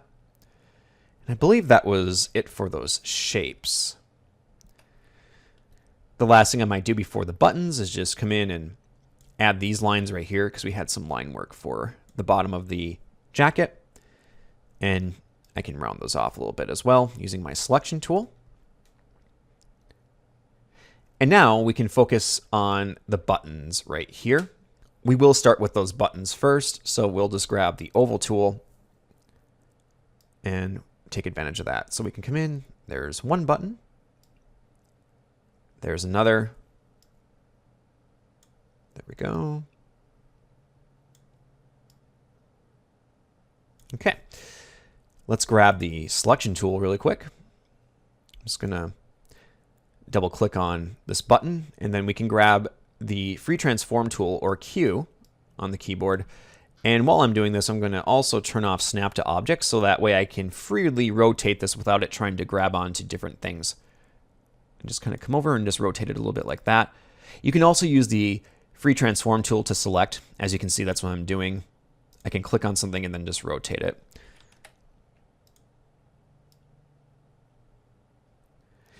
And for this final portion here with the jagged lines next to the buttons, I'm just going to use the paintbrush tool. And let's just come over here and make sure everything's looking pretty good in terms of style and all that. I can come in here and just give it a test. I'm actually going to switch this just to regular line work because it's going to have like a taper effect already. And let's increase this just a little bit, the width. And that's looking a little bit better. Okay, so I'm just going to come in here and just trace this as best as I can.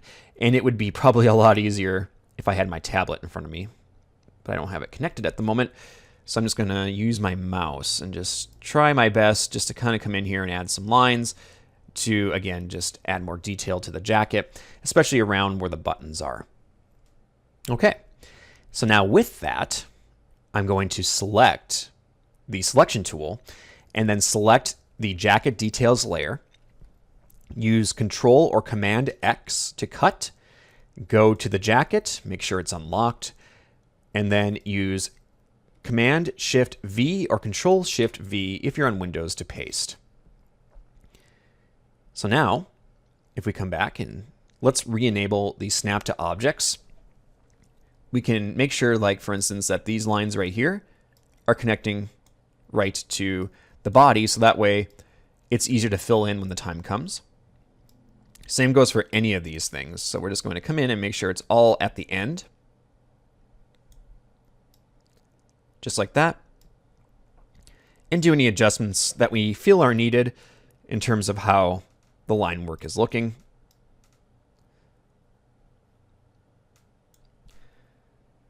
Come over here and just, again, make sure we're on the edge, so that way we have that boundary for us to work with. There we are. And just any minor little tweaks you can make along the way is also helpful. But again, I'm mostly concerned with just connecting those lines, so that way we have an easier time to fill. Okay, there we go. I believe we now have everything set up for the jacket in terms of line work. We'll pause here, and up next, focus on drawing the limbs. For this video, we're working off of 07 CAD Vector Animate. Feel free to open up this file. We're now going to take this a step further and start adding in the arms. First, I can repurpose jacket details. That's a layer I had temporarily available to me in the previous video. I don't need that anymore, so we're just going to repurpose it to f.arm bicep. And that will stand for the top portion of this arm. In Animate CC, I like to separate limbs into two pieces, so that way we can create a natural pivot point near the elbow and the shoulder. So with that in mind, let's grab the oval tool and set down some boundaries. First, we want to make sure that the fill color is set to transparent with the stroke set to black and the height of this set to where we've had it, in this case 6.5. And I'll also be using the width profile. Near the top of the arm, I'm just going to come in and click and drag using Shift to create a perfect circle, and come in and just create a circle like this to kind of establish my boundaries here. Once I have that in place, I can move it if I feel it's needed. So something like that should be fine. Now I want to determine the center of the arm or the elbow. So let's use Command or Control C with this oval highlighted, and then Command or Control Shift V to paste in place. If I click and drag, I can now move the duplicate down like so. And I want to line it up as close as I can with what I feel is the center here of the arm. So maybe something closer to this. That should work. And then we want to connect our lines. So select the line tool with N, and I can start right about here and just come down and try to get this locked in. Same goes for this part. Just grab it, move it down, and there you go. Next, we want to create another layer. So we can come up here. I'm going to name this one f.arm or f_arm forearm, and then hit enter. On that layer, I'm going to use Command V or Control V to paste an oval, just like I did before. And I'm just going to line this oval up with the original. So that way they're overlapping.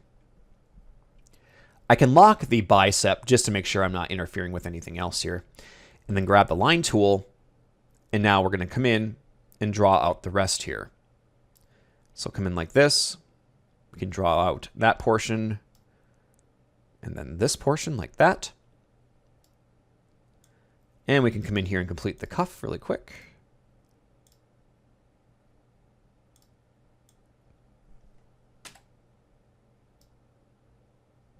There we go. Something like that should work. Now, I'm thinking the oval right here is maybe a little bit too big for what's going on here. And that's okay. I can select the oval. And using Q, I'm just going to shrink it up. I'm going to hold in Shift and just scale it down a little bit. So perhaps about, let me just remove the magnetic option here.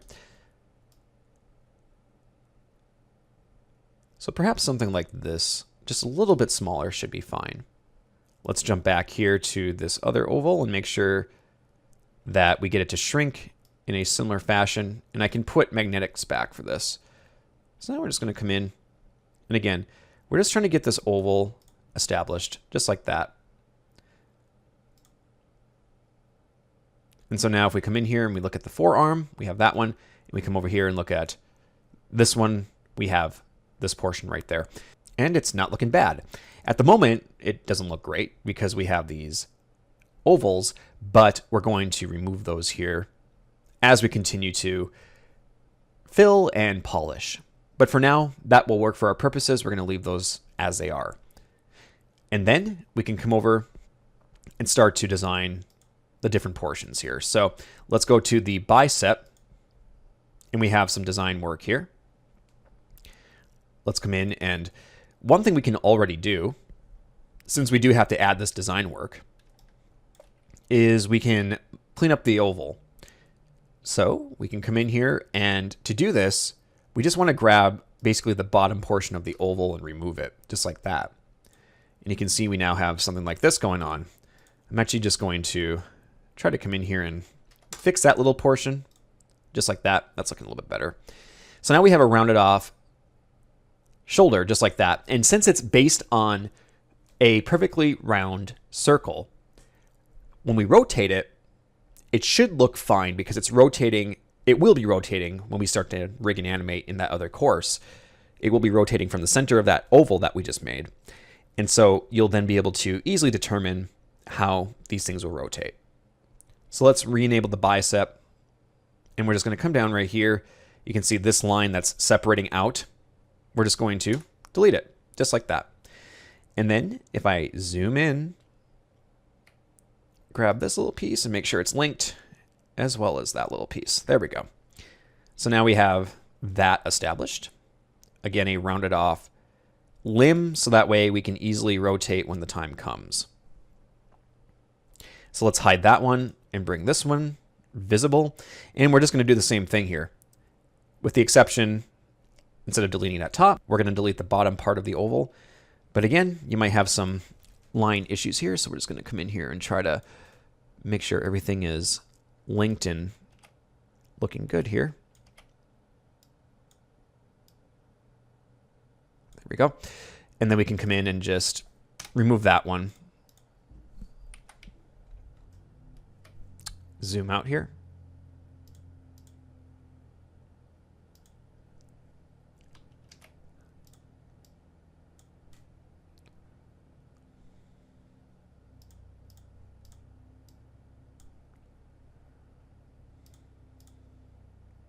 For whatever reason, the width height isn't quite working on this one for that profile. And so I'm going to just bring that back really quick and then bring back the other arm and see how it looks in comparison. And it doesn't look too bad. I can just go in and make a couple of maybe manual modifications to the line width. So that way it looks more in line with the style that I was starting with. And so I could, for instance, come in here and just maybe scale this one back to 4 a little bit.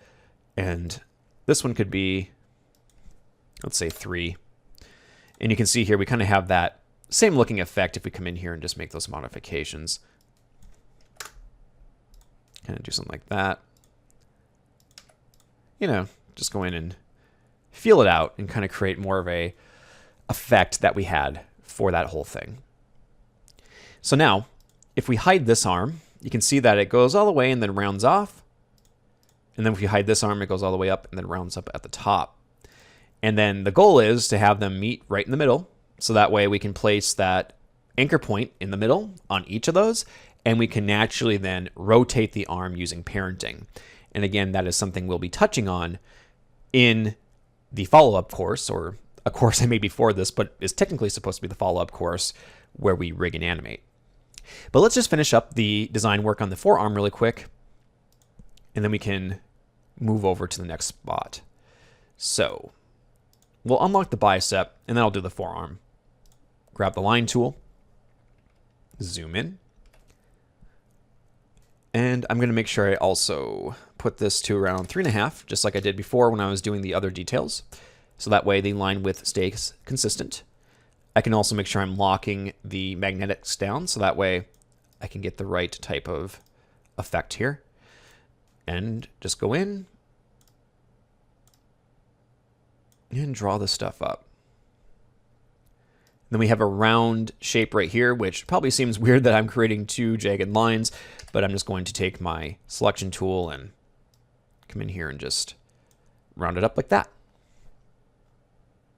Then we have some line work below that. No problem. Just come in, add in your shapes. And that's looking pretty good. Okay, so now let's jump back over here and do the back arm really quick.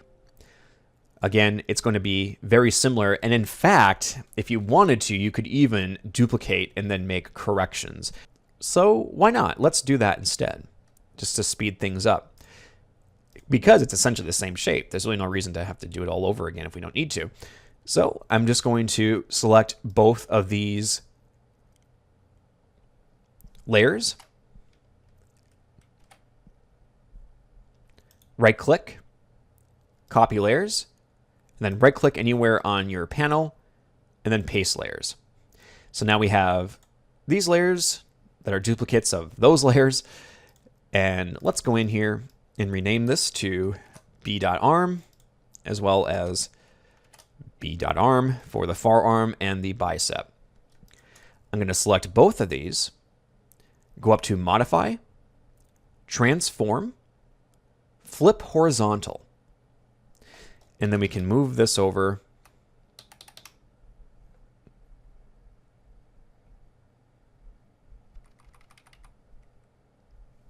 and get it right into position.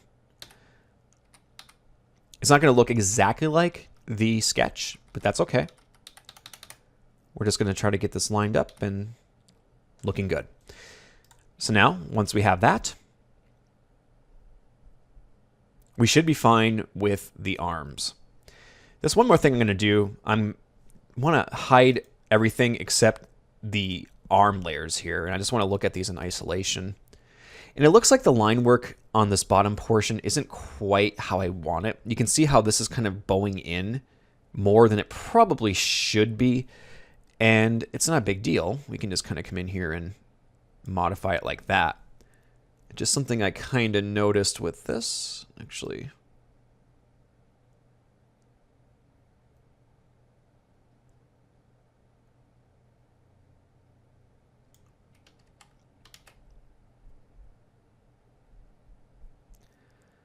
And we can continue to make modifications here just to kind of get it more in line with what we want. Perhaps if we bring that line down a little bit more to the center, and do the same on this side. Grab that one, bring it up. Grab that one, and also bring it up. So now you have something that looks a little bit more symmetrical, I would say. And let's just get rid of the magnetics on this. Move this one over a little bit like that. And again, just make some fine little tweaks here to the process. And the same goes for over here. I'm just going to come in here and just put that one there. Put this one right there. Yeah, there we go. And then we can do this one up here. And again, sometimes when you go fast, you catch little things like this afterwards, and you're like, well, I should probably go in and make these little corrections. The arms are especially important because of how the rounded elbow portion works here.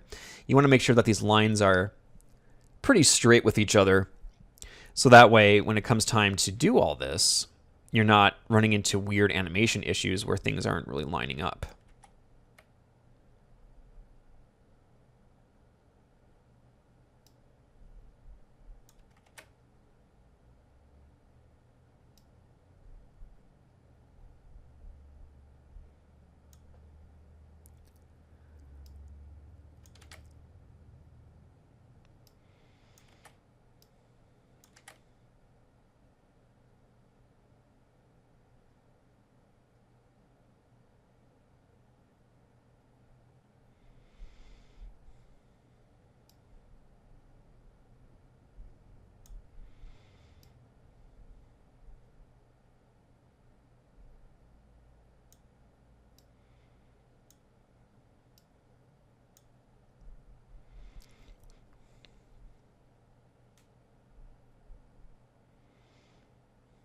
There we go. That's looking a little bit better.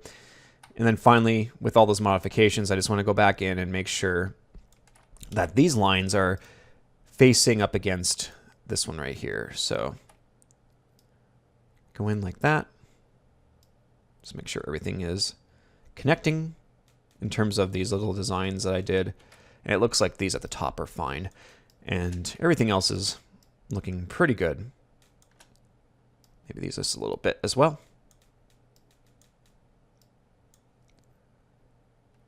And there we are. Okay, so that should complete the arms then. And again, these rounded areas might seem distracting, but they are important. And we'll look at how we can patch those up as well. But when it comes to animation, you'll be glad you have those guides when it comes time to rotate limbs. For this video, we're going to design 2 hand poses for each arm. And if you need a reference for the hands, we do have a hands poses reference PNG within your exercise files. Feel free to drag this in. You can open it up. You can do whatever you need to do if you want to use this as a reference. And if I bring it in here, I'm also going to make sure that I place it on its own layer. We'll just call this one hands reference for right now. Make sure I paste it there, and we can begin. So when it comes to drawing, hands are always my bane of existence. I have a hard time drawing hands. I always have. And so don't be afraid to use references like this for any part of the design process, because that's how you learn. The more you do these type of things, the next thing you know, you'll be able to draw without that reference. It's just the way the process works. But here, we're going to create two simple hands, and I'll be using the fists here as a reference for doing so. And depending on how you have your character set up, you'll want different types of hand poses. As an example, if we're going to do the fist, it makes sense to have the palm facing us on the back arm versus having this hand. That hand should be going over here for the front arm, and it wouldn't make sense for it to be here with the back arm. So again, you just have to kind of keep in mind when you're designing your characters, when you get to the hands, which arm is showing the palm and which arm is showing the back of the hand. And that's all you have to really keep in mind, and then from there you can make your decisions as to which hand poses you need for each arm. So let's start with the front arm, and then we can go from there. So again, I'm just going to put this over to the side so that way we kind of have that reference. And we'll make a new layer. I can call this one f.hand or front hand. And we'll grab the line tool. We can adjust it so that we have a width profile, and the width is set to 6.5 as it usually is. So now I can begin by drawing, and we could come in here and just start drawing whatever we want for the hand. But one thing I like to do, and it's similar to how we set up the elbows, is let's create an oval first using those settings that we just set. And we're going to place this oval right here. We're going to hold in Shift and drag out to create a perfect circle. So it's going to be a little bit smaller than the elbow, but something like that should be fine. And then we can kind of come in here and just move it up. You can put it behind the sleeve if you wish, however you want the hand to look. But that's going to be the pivot point for the hand when it comes time to animate. So if you want the hand to rotate, same thing with the arm. Having a round reference is a great way to do that. So we'll start with this, and then we can build up our line work from there. And again, I can zoom in, and let me just grab this and move it down so that we have a closer reference here while we're drawing. And I can come in here and we can get going. So let's grab the line tool. And once again, let me make sure I lock everything else except for the front hand here. I can come in and start laying down some points. So there's one, there's another, and there's another. And then we're just going to come in and just kind of like create a very boxy looking hand. Break it down into its most basic shapes, and then from there we can decide how we want to approach the rest of it. So just come in like this. And you might find it easier at this point to not have the magnetic tool on. So I'm just going to come up, go like that. And I'm going to switch that back on, and then we'll come up like this. And then connect to there. Now we can take the selection tool. It's going to come in here and start to do some modifications. Just using the hand here as a reference on the side. I think that one's a little bit too low. Not a big deal. Can bring it up pretty easily. Again, fighting with the magnetics, so just turn that off. No need to fight with it if we don't have to. Just bring this up.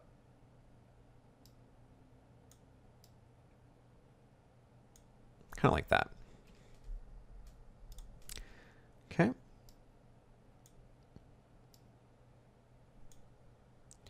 There we are.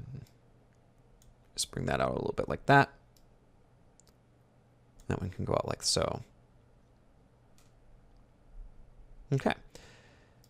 Now for these little lines right here, we might find it to be more useful to just kill the width profile on those, and then maybe just bring this down to like 1 or 2 in terms of width.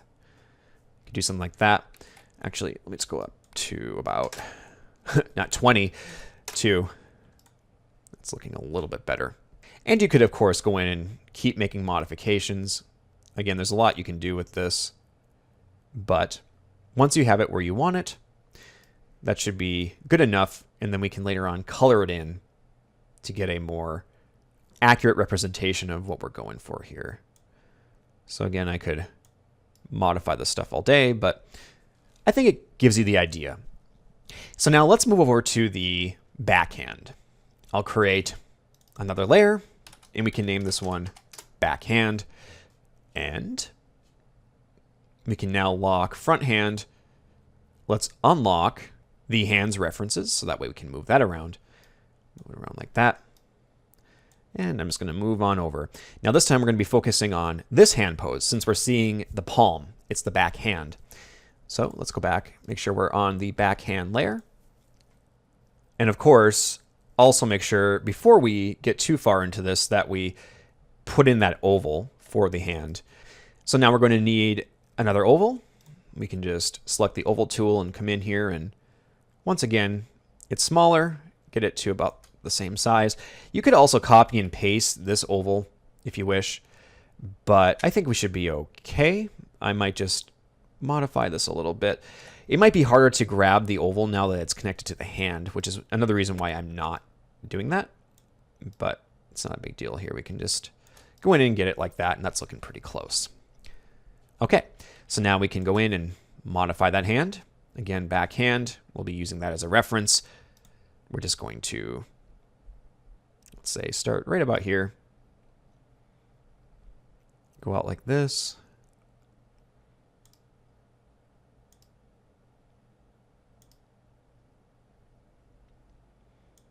Like that, and then come down like so.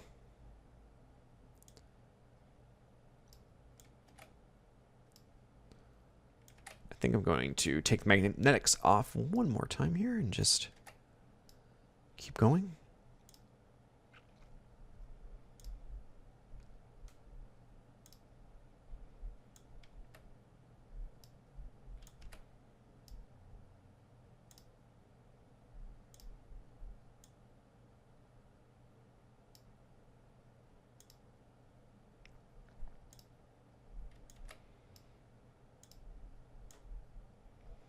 Something like that, and then we can bring this line over.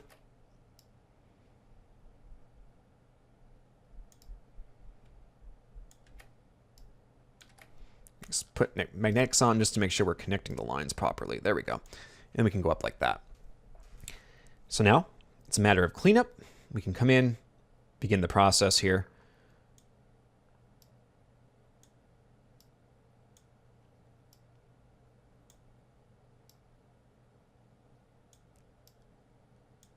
There we are. Can bring that one down a little bit. And there's some line work we gotta obviously clean up here, but we'll get to that.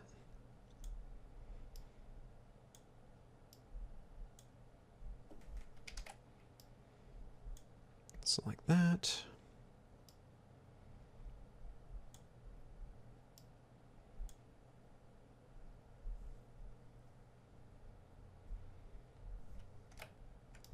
So I'm going to select all of this here really quick. I'm holding in shift while I'm selecting just certain portions here. I'm just going to take Q. Just going to crunch it up a little bit because it doesn't seem like it's quite the shape I want. There we go. That's looking a little bit more in line.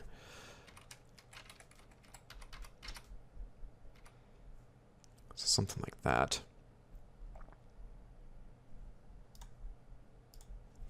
Kind of get rid of that one.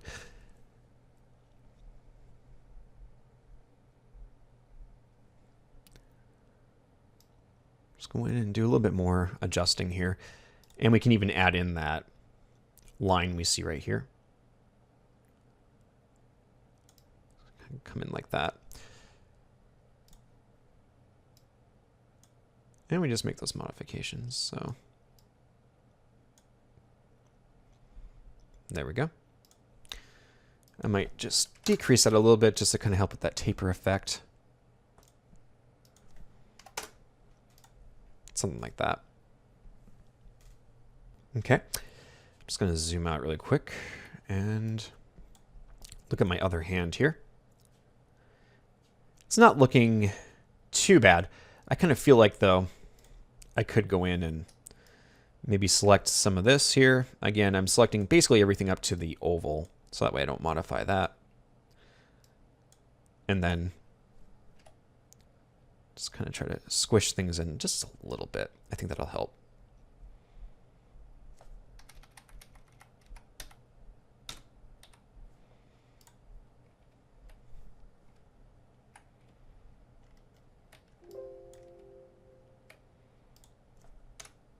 Just have some line work right here I just need to clean up. Not a big deal. I'm just going to grab this and bring it up like that.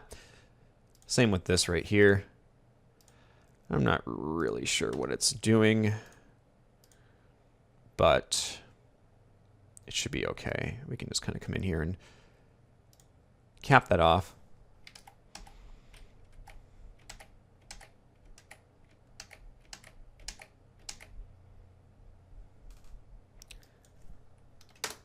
Come in here and just make a couple modifications. Probably don't need that either. There we go.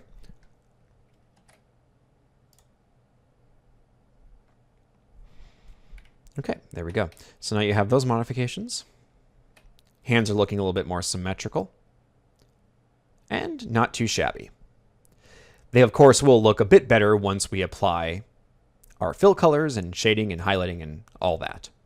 So we'll pause here and up next move over to inking the feet and legs. For this video, we're working off of 09 Chad Vector Animate. Feel free to open up this file. We're now going to move down and build up the pelvis along with the legs and the feet. Let's first focus on the pelvis.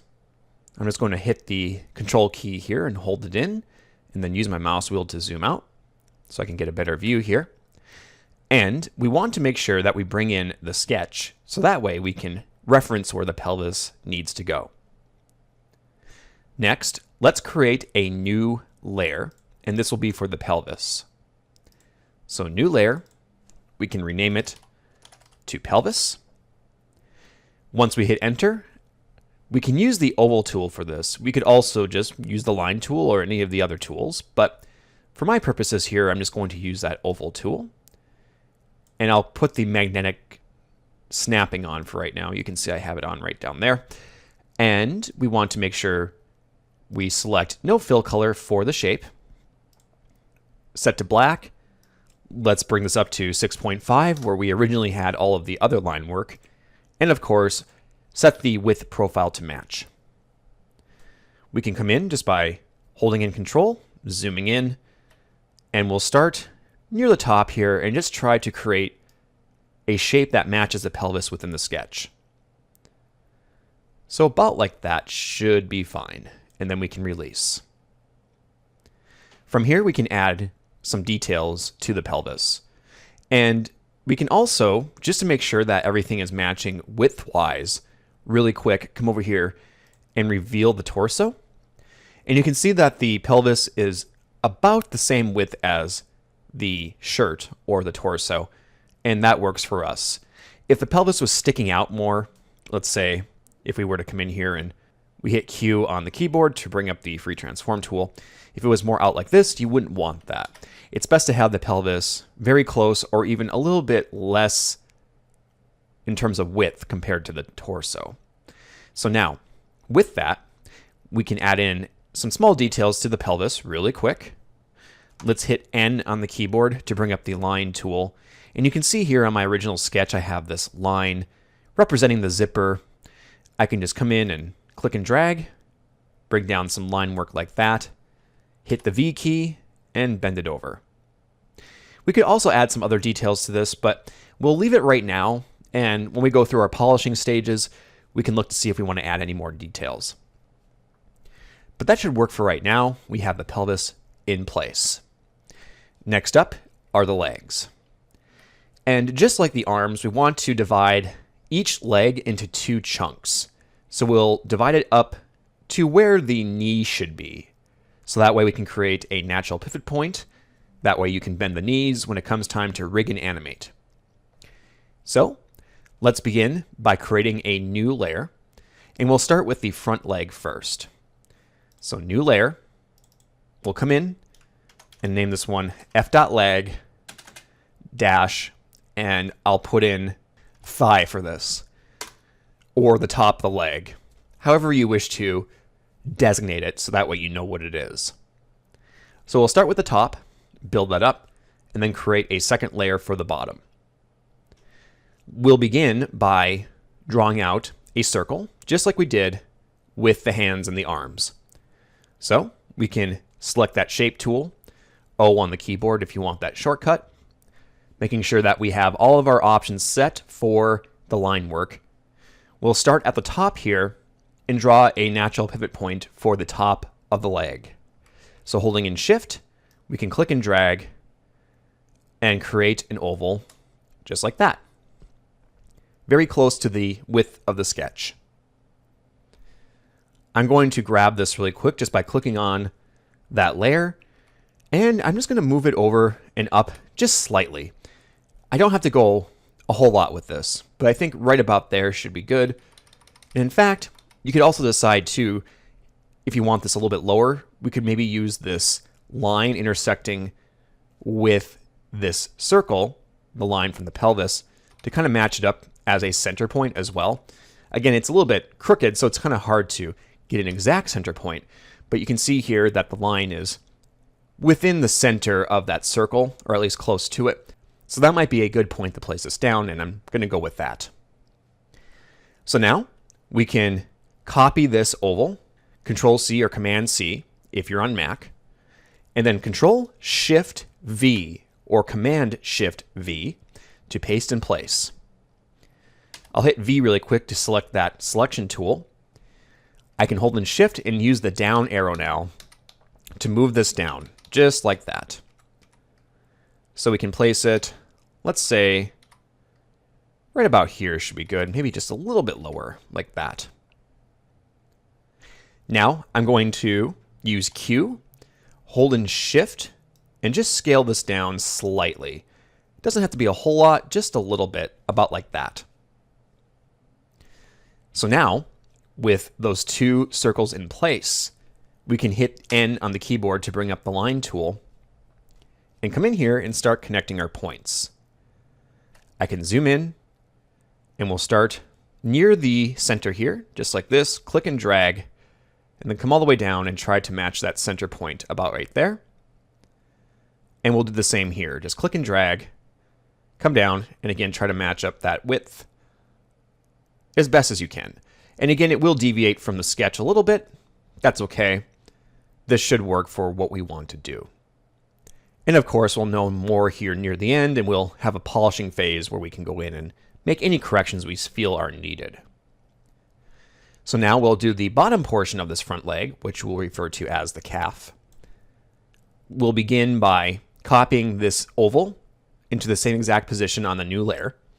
So let's just first use the selection tool. We can come in here and click on the bottom, hold in Shift, and click on the top of that oval to select the whole thing. And then use Control or Command C to copy. Then we want to make a new layer. So let's come up here, name this layer f.leg, and then we'll name it calf as the description, and then hit Enter. On that new layer, we can use Control Shift V or Command Shift V to paste in place. And at this point, it might be best to hide the front leg thigh. So that way we're just focusing on this new oval that we paste in place. We're going to once again click on that front leg calf layer and then use Control C or Command C to copy just to make sure we have that oval again. And then Control or Command and then Shift and then V to paste in place once again. Holding in Shift so we can move at bigger increments, we're going to use the down arrow here and come all the way down and put this where we believe the ankle should go. So around this area looks like a good position. Let's hit the Q key, hold in Shift so we can do a proportionate resize, and then come in here and we're just going to shrink it up so that the oval is close to the size of the ankle that we sketched out here, which it looks like it is right now. So now, still on front leg calf, we'll hit the N key to bring up the line tool. And we want to connect the lines just like we did before. And it might be useful to bring in the thigh really quick so we can see how those lines are looking, and then lock it so that way we're not accidentally modifying it. And then from here we can kind of use that as a guide to keep moving. So I'll start right about here, click and drag, and then we can just kind of come down and connect like that.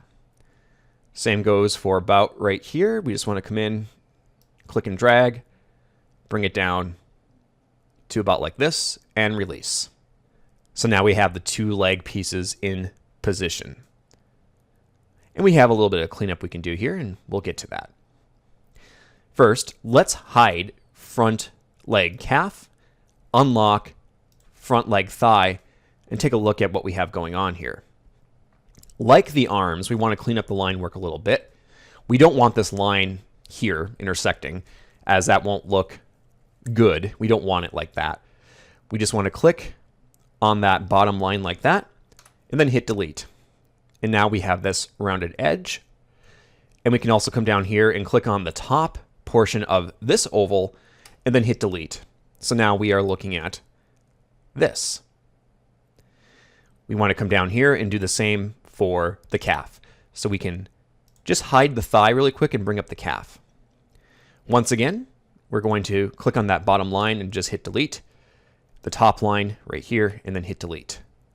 And then we have some little pieces right here that kind of got mixed into this when we were connecting stuff. So we're just going to come in here and click on those little anomalies and hit delete. And that should smooth out the line work, allowing us to have something that looks like this. So now if we come back and reveal the calf here and the thigh, you can see how this connects and how we can have that pivot point work for us as we continue to build things up. From here, though, we want to go in and just redesign things a little bit. You can see here as we come down, we kind of lose the part of what makes the pants work. You can see we have this little area where we basically have a cuff for the pant leg, and that's currently missing. And we do want to add that in, again, just to have that detail for what we're doing. So to make this easier, I'm just going to grab the rectangle tool, making sure we have all of our settings set. We don't want a fill color. I'm just going to start at the bottom here, making sure we are on the right layer here, and just click and drag and draw out a rectangle like so. And again, it's a little bit different than what we had on the sketch, but I can come in here and just make some modifications to get it close to what I want.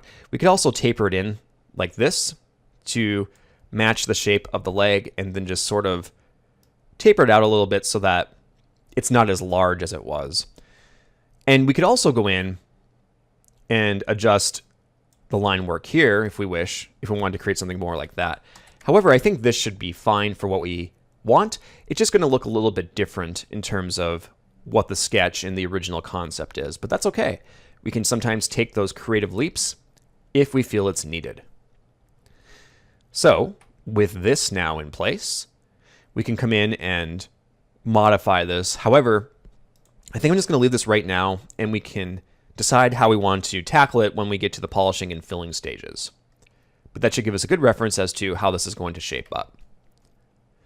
So now we're going to do something quite simple. So now we're going to do what we did with the arms and duplicate. So I can come over here, we'll select these two layers, and I'm simply just going to right click and choose duplicate layers right down here. This will create duplicates of each of these. And I'm just going to come in here and rename these to b.leg or b_leg in the case of Animate's naming structure. And we can also get rid of the copy on these names as well, just to clean it up. There we are.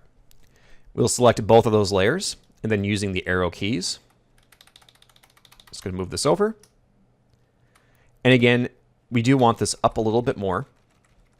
We can use the sketch as a guide for that, just to get the perspective down, because the back leg is further in the background, so it's going to look like it's raised a bit more. So something about like that should be good. And now we can quickly draw up the feet. Let's just create a new layer for this. And I'll name it f.foot. Using the line tool, I'm going to come in here and lock everything. I can do that by clicking on the lock at the top. With the exception of front foot, we can unlock that one. Now we want to come in and focus on the front foot. Using Control or Command and my mouse wheel, I can zoom in and we can begin. So I'm just going to start with the line work here, continuing down from that pivot point that we created for the leg. So something like this should be good. And again, since the pant leg is covering up the pivot point, we do have some leeway there, so it doesn't have to be exactly perfect. So we can come in and just start filling out the details for this shape. And again, I'm just going to put in my jagged lines at first, just straight lines, point to point to point, and then afterwards we can come in and then round things off. So up like that, over,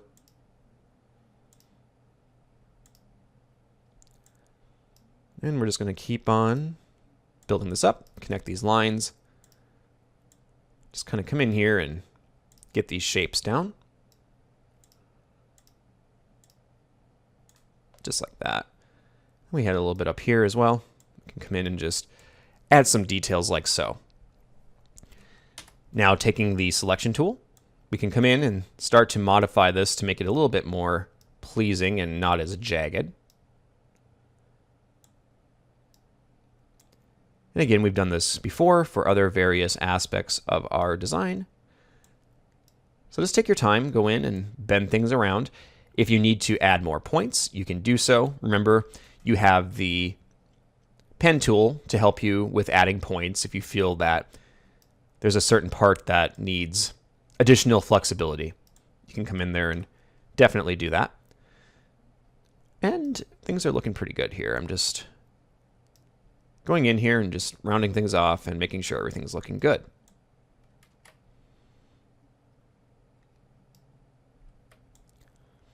There we are. I'm going to use N and just come in here and add that design right there. Come back and bend my lines with my selection tool. Okay. And one more right there. There we go. So now we can zoom out once again. And we're just going to copy this like we did with the legs. So right click, duplicate layer, double click, rename this to b.foot. Take the selection tool, just move it over and get it into position so that it connects with the back leg and everything is looking pretty good. So now if we click off of there, we can see that we now have 2 feet, we have 2 legs, the legs are broken down into 2 pieces, so that way we can do the whole process of natural bends using the pivot points once we get to the rigging and animation stage, which again, I cover in the sequel course to this. So with that, we'll pause here and up next, move over and start coloring things in.